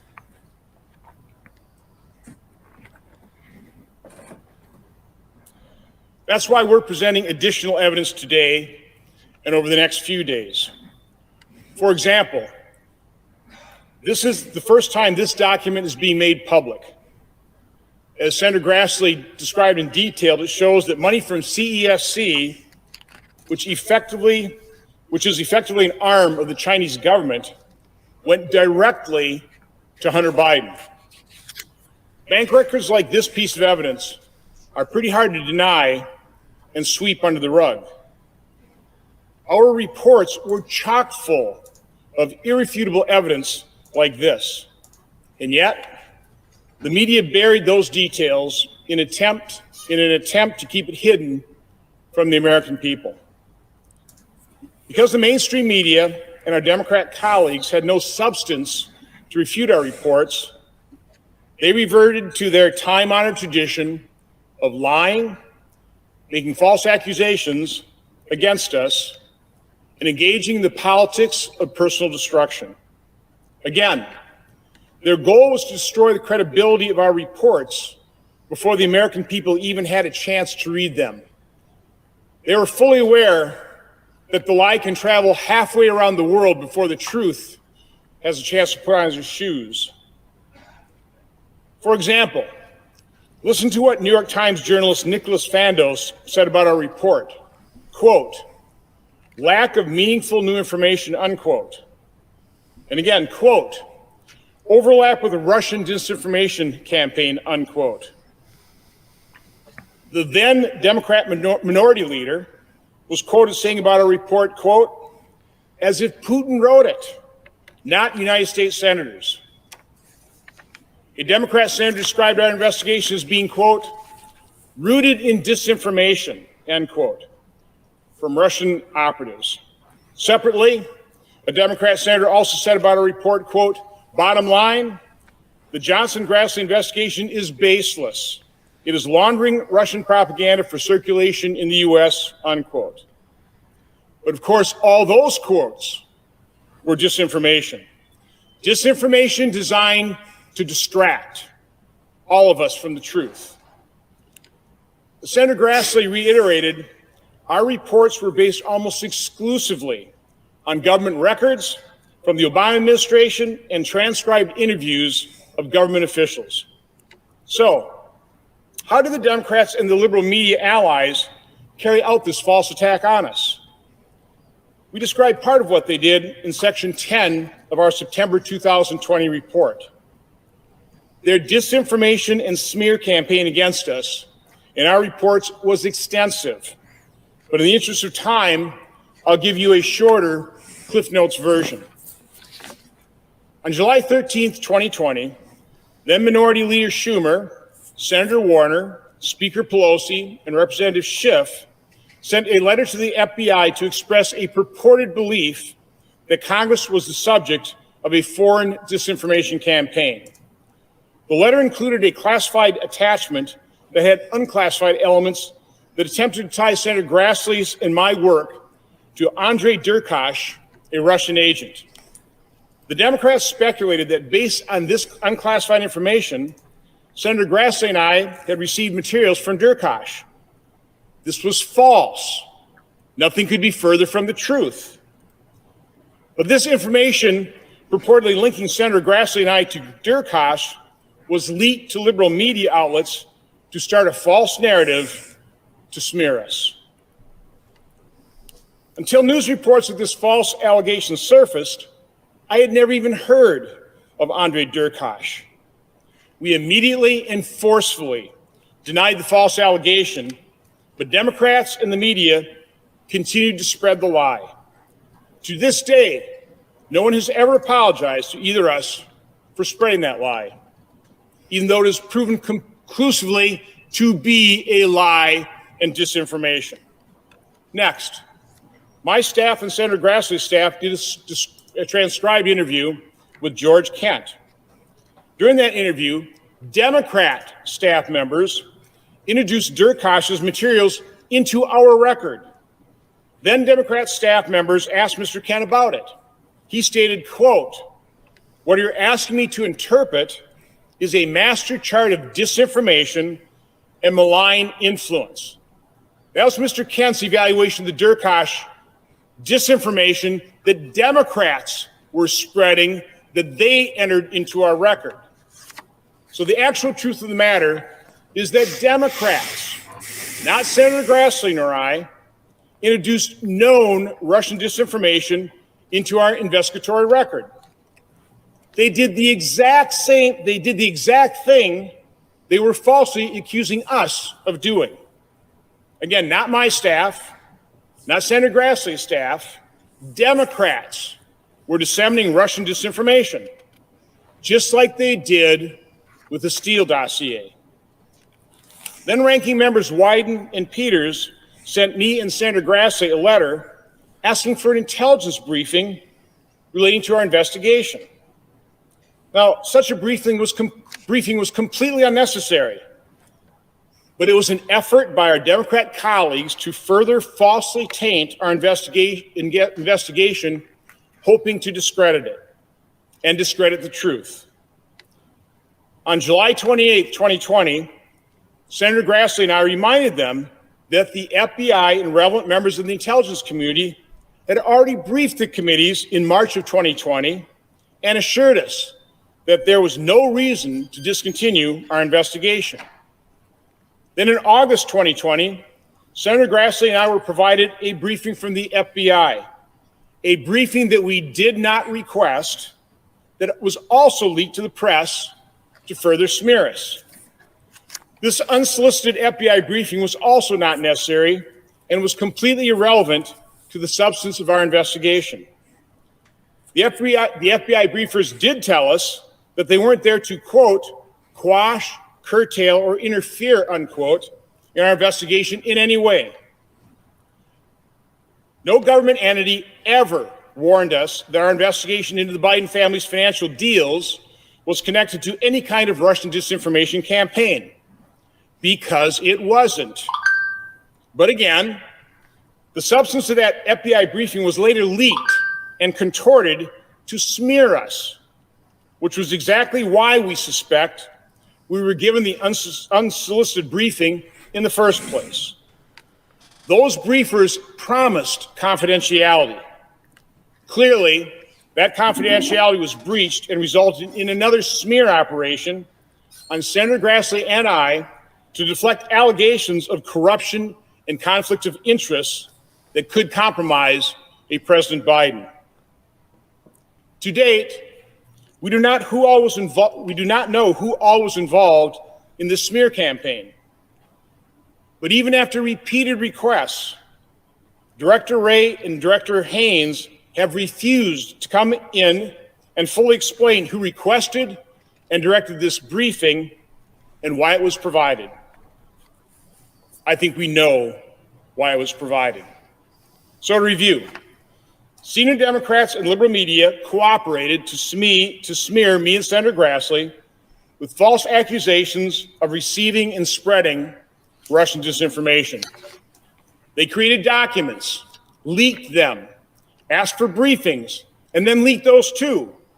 And then they themselves disseminated Russian disinformation. You can't make this up. Fortunately, they failed to discredit our investigation because we stayed true to government records. We stayed true to the facts and the evidence. And the evidence is stunning, and it is growing. Over the next few days, Senator Grassley and I will come to the floor to present additional evidence that has not yet been made public. These records show extensive connections between the Biden family and elements of the communist Chinese regime. We're talking high-dollar transactions, some of which we've already highlighted in our September and November 2020 reports. But our speeches will introduce new financial documents into the record for all to see. Now, we expect Democrats and the media to continue to use their power to smear us and cover up for the Bidens. But the truth has a power of its own, and we intend to continue to reveal the truth. Madam President, I yield the floor.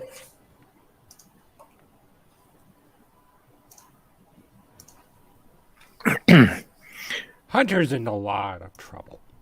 Well, yeah. And we need to remember that the guy leading the charge into Ukraine is Joe Biden and the people around him. And so the guy at the forefront of all this, he's had his fingers into Ukraine and the corruption there for a long, long time. Who knows how long? Yeah. Chrystia Freeland too, right? This Well, is multi-government. This is, holy gee, like this is big. But, you know, mark my words, Joe Biden isn't going to see any repercussions of this whatsoever, but his boy is, and he's going to throw his boy under the bus. well, we'll see. I just, people are over there dying right now, and the whole thing stinks because we're being told that we need to send weapons and money and maybe even get involved on the ground at some point because we have to help them fight for democracy. Is that really what this is about? Or or do these politicians, does Joe Biden have other motives? Joe Biden doesn't even remember what democracy is. And Chrystia Freeland, we don't know, but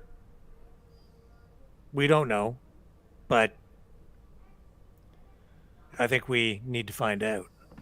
I think it would be nice to have more information about her connections, background, investments. Does she have any business ties? Anything that might compromise her position in Ukraine, and maybe not just her, but maybe other members of the Liberal Party as well. And maybe there's nothing, but maybe there's something. Her standing there with that Nazi banner is disturbing. And just to kind of wrap this portion of it up, I think that's what we need to be concerned about. If you associate with Nazis and you act like a Nazi, if you walk like a Nazi duck and you talk like a Nazi duck, I'd say you're probably a Nazi duck. And that's what I come back to what I said earlier. I think our government here in Canada and even in the US is closer to a fascist regime than we have ever seen in our history. Freezing bank accounts, weaponizing police, becoming an authoritarian government, using coercion and force to jail your political opponents and use lawfare against them. That's what's going on in Canada for sure. Right now, it scares me, Brendan. I'm very, very scared of what has happened to our country, and we're enough said. I think it's, if you can't see it for what it is at this point, you're willfully blind, I think. But Rick, they can't be Nazis. They have a Jewish president. Yeah.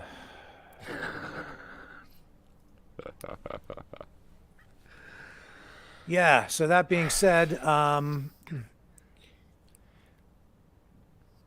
we need your help to keep doing this work. And tonight we covered a lot of political ground. We'll be having more guests on in the coming days, and